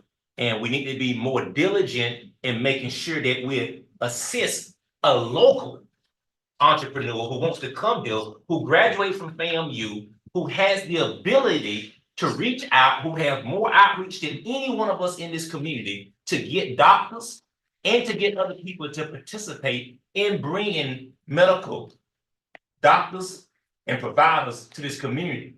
There are people willing to come if she's a part of it. There's not people that's willing to come if she's not a part of it. That's the issue that I'm trying to get the board to understand. And again, Mr. Douglas, this is my speech impediment. I'm not being aggressive. This is the way I speak. If you don't believe me, my grandmother's 80 years old. I've been speaking like this all my life. You can ask her. So this is not me being aggressive. This is the way I talk in general. I call it passion. I think you may culturally call it something different. So I would love to see a fair contract. I would love to see it get on track. And as far as 18 patients, I remember us having a conversation that Dale said that he was gonna let Ms. Mayo streamline that process and have her to get people to go out in the community to build that clientele back up. Because as I think he mentioned, that if you get a white guy to walk out in the Black community, you're gonna like not get any reception. But if you get someone that is of color, right, go out into the community that look like them and take the application and make it a lot smaller, maybe 1 or 2 pages, you will be more apt to get them signed and getting them back on the list. And she was supposed to be a part of streamline that. These were conversations that were being had. So those numbers can go up. They've been up before. They've only dropped because there has not been anyone to stay on top of it. And I think that Ms. Mayo and the team that she works with has the ability to go out in the hood and get these people on. I mean, I could probably make a phone call and get 50 or 100 people to sign up tomorrow if I wanted to. I mean, it's just that simple. You couldn't do it because you don't interact with these folks and you don't live over here, you don't associate over here. And so they need familiar faces and they need help. And the way you help them is by bringing familiar faces and familiar skin color to this campus. Thank you. Thank you, Mr. Ford. Any other comments? Yes, ma'am. You should, but I'm trying to capture everybody that's asking. We go. Housekeeping question. No problem. I sit on the back. It's just that I was wondering, I know your meeting started 5:15, but it's impossible for the working people to get to it by 5:15. So I didn't know if we could do it for 5:30 for this final budget meeting. I don't know if that's asking, or that's not, possible, but I thought and I also agree with, the last speaker. I don't think we need to stay in the business till 2026 and should, dissolve as soon as you can. Thank you. All right. That did the, One quick- oh, I'm sorry. I'm sorry, Ms. Mayo. I didn't see your I hand. don't harm either, so I'm sorry. Thank you, Mr. Williams, for addressing, why I was not sent the questionnaire. And I was just curious, so that, just so I'm clear. The city did not fill out the request for proposal, but they are being entertained as a proposal. I think that's correct. Use. And that's, okay, because I remember that when I was going through the process, I was asked to fill one out just so that nothing legal comes up to stop me from moving forward. So I just wanted to clarify that. And then the 16th, whenever we make that, and I just, just like Todd stated, that sometimes it's hard to get a group of individuals who have busy schedules together to complete things. Is the 16th gonna be like a hard deadline for the individuals to fill out those questionnaires, or will they be given due diligence? Well, normally the way I write those or respond to those is I tell them that's the date we're seeking to have them returned by. And if they have an issue, to let me know. Okay.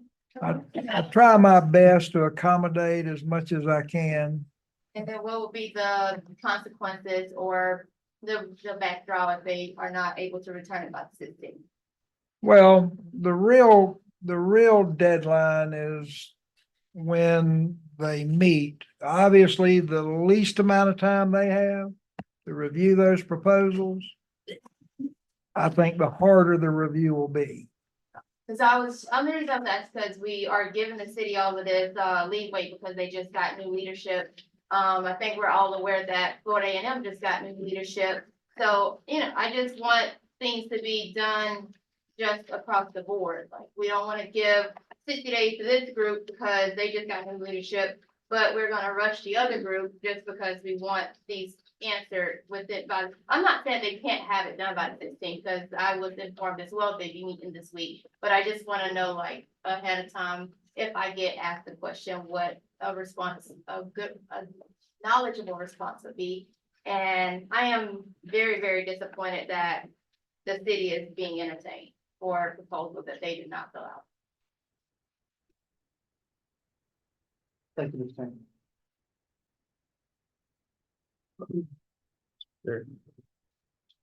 Public comments. I believe we've exhausted all possible public comments. I just got a few notes from some of the comments. I don't think the city's being entertained any further. I mean, I guess, I don't know if they're still interested in the other buildings. I know they were interested in the hospital, main hospital building, which we just voted to enter into an agreement with Meridian on. Got a note that a lot of our numbers dropped, our patient numbers dropped with the introduction of the Affordable Care Act, which was happening before community health systems vacated their lease. I think it's important that we continue to remind the public that a lot of the money that we're spending on this, the building fund and that type of thing is from the lease buyout from community health systems. It's not taxpayer dollars that are being spent on that. I think it's just important to remind the taxpayers of that, since it is, it's still their money. Yes. It still belongs to the taxpayers, but that's not coming from tax dollars. It's coming from the lease buyout. The Life Tree Women Care, I thought I saw, did they acknowledge receipt of the questionnaire? You just haven't gotten a response back. I Thought that I don't saw. And remember. Maybe it was something else, but I thought they were, said that they, I thought I saw an email in the notes that said that they were. You could have. that they were You gonna could be have. meeting with their partners soon. I thought, Yeah. See, I think that was previous. Yeah, and it could have been. It's an older email. But, I mean, my understanding is we're down to the Women's Center building, the physical therapy building. In this building, and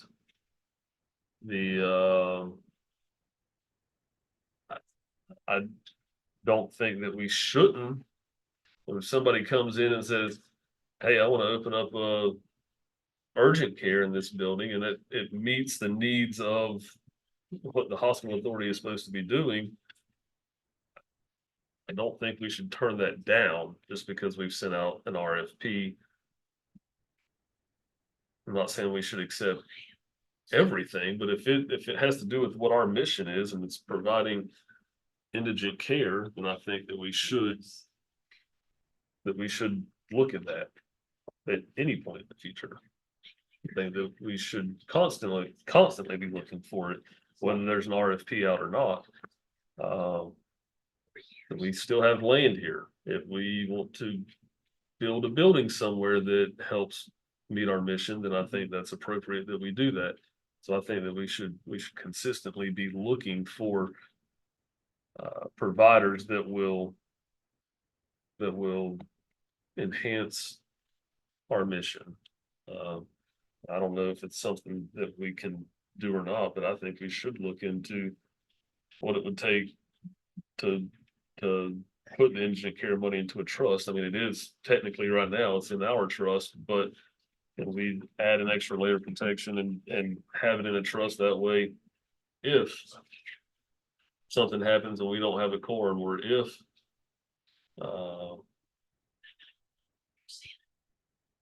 straw ballot's not gonna do anything. The legislature says, yeah, let's get rid of it. It's already done. It's already in a trust. I mean, I don't know if we can. I mean, I don't either. That's going to take some legal research. I would rather you look into that after you finish the Yeah, meridian. call in your spare time. Yeah. After the meridian. 2 projects at the time, please. Yeah, yeah. But I would No, like, I agree I with would you on like that. for us to, I would like for us to continue moving forward as quickly as we can on these other buildings. If Florida A&M is still interested after, the hospital building being out of the question, if Life Tree Women Care is still interested, I do want to point out that the thing with Meridian has been on the, we voted in January of 2023 unanimously to move forward with that. So that has been my priority since then. Now that we're at the finish line, about to cross it, it's time to focus our efforts on these other buildings, and I hope that we can do something successful that will enhance the mission of the Lakeshore Hospital Authority. If Florida A&M or Life Tree, to me, are interested in the Women's Center, that should get priority over the other two, in my personal opinion. Physical therapy building, I know Dr. Mayo, has given a presentation. I believe the entire building was going to be used in that. Talked to her before Florida A&M or Life Tree. I think we should work on her deal first for that building. But we've got the big one gone of those. We're right there. Let's finish that, and then we need to start working on this. But I'm personally not opposed if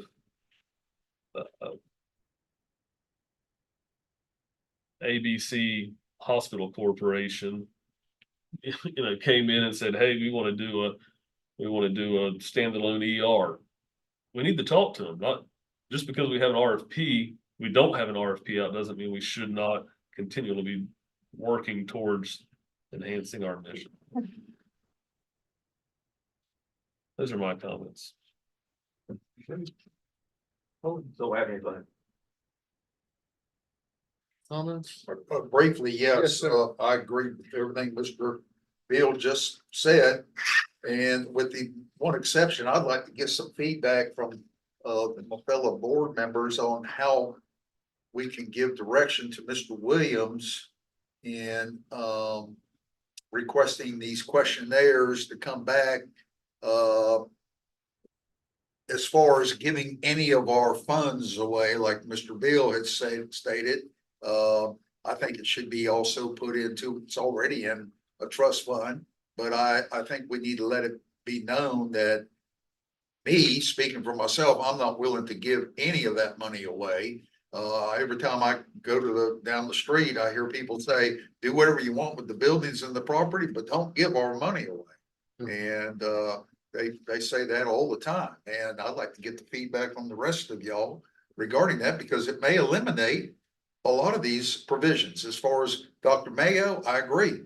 I know Mr. Kennedy, you have been tied up with us. We have more billable hours than you care to think of, but we appreciate your help. Mr. Fiegel is working on Dr. Mayo's contract, am I correct?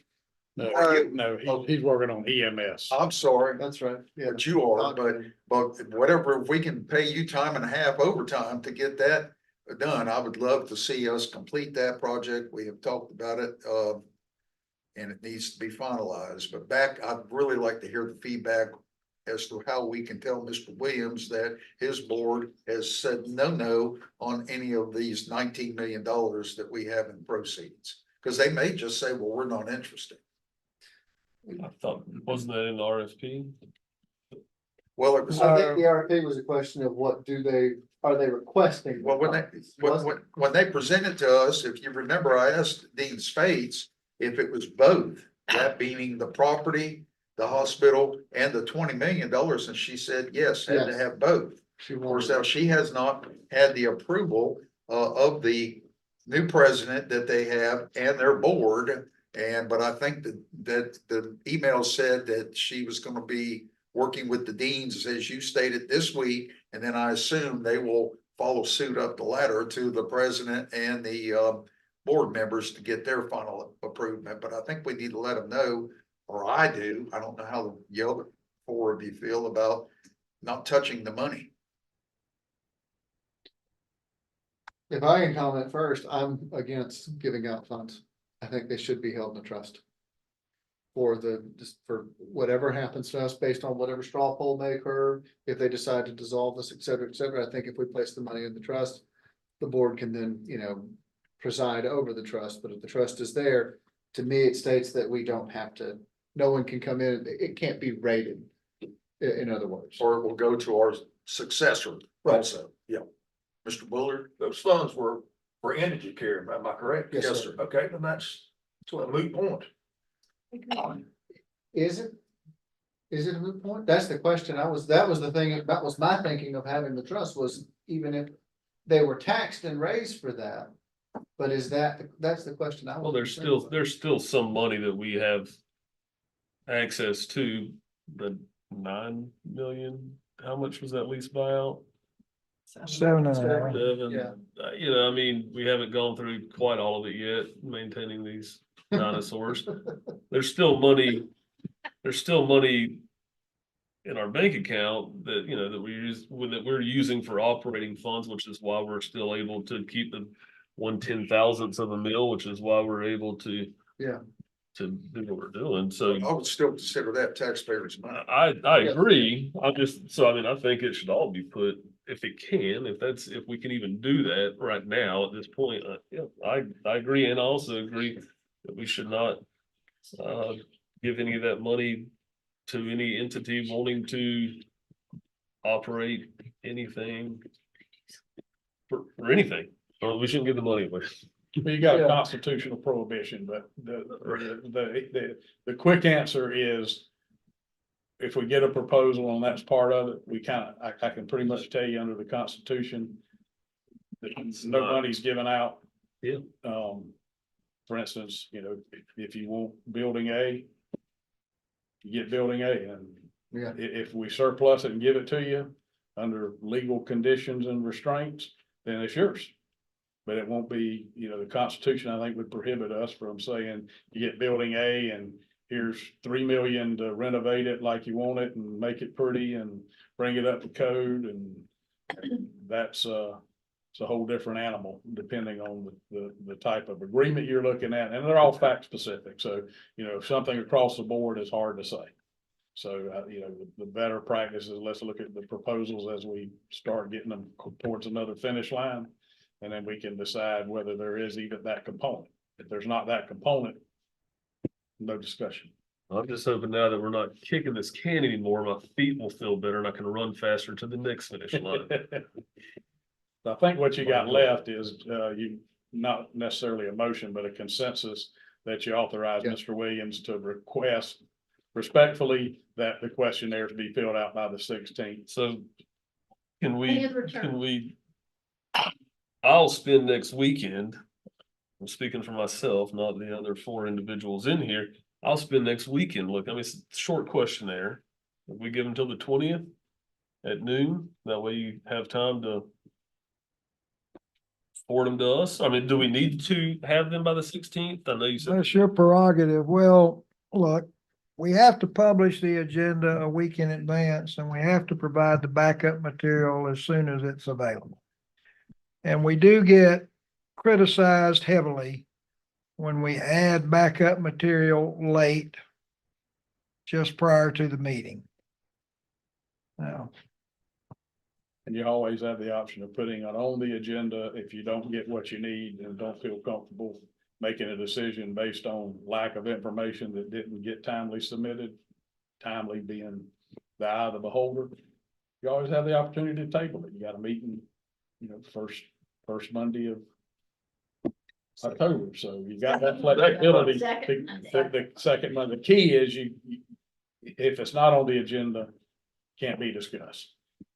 well, and Todd, just to make sure, because I have to notify these potential partners.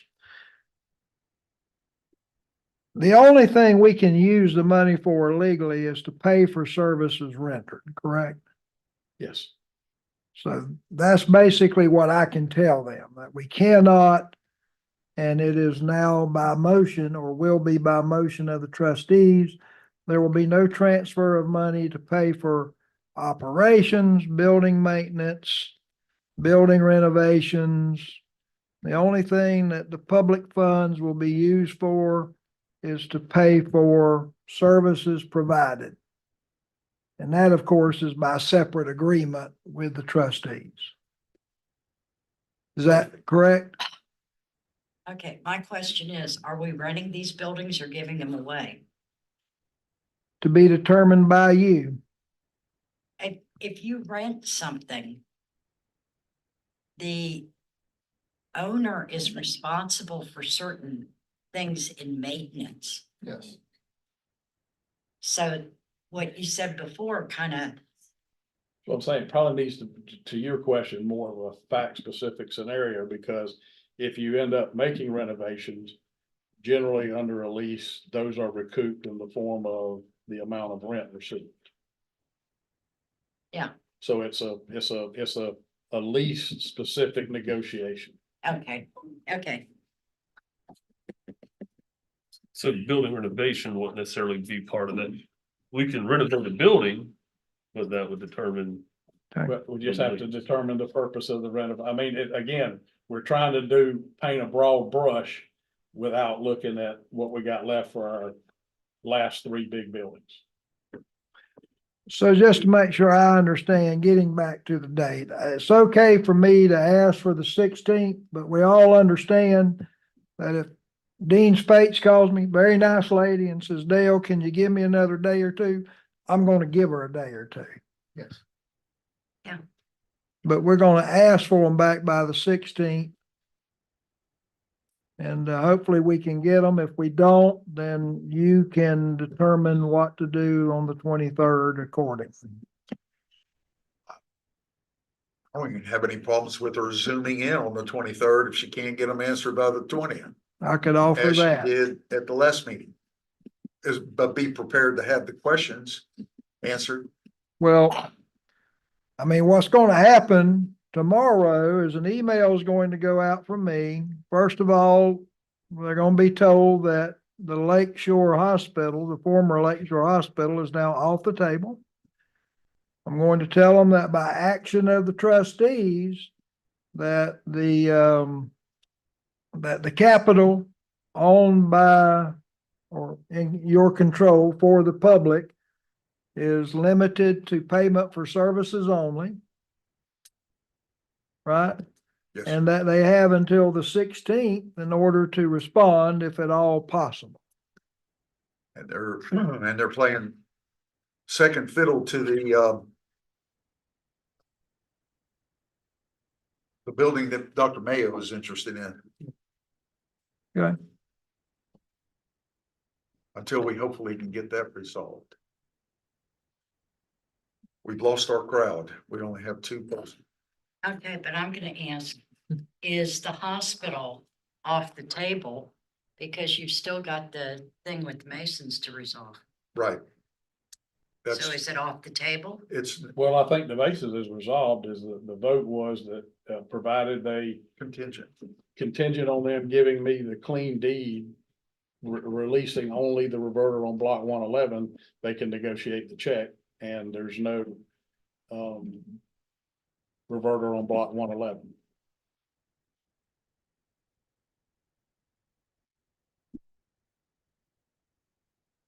And then it'd be up, the way I heard Meridian talking, I'm not speaking for them, is they were fine with the title commitment showing no other reverters on the other 3 parcels.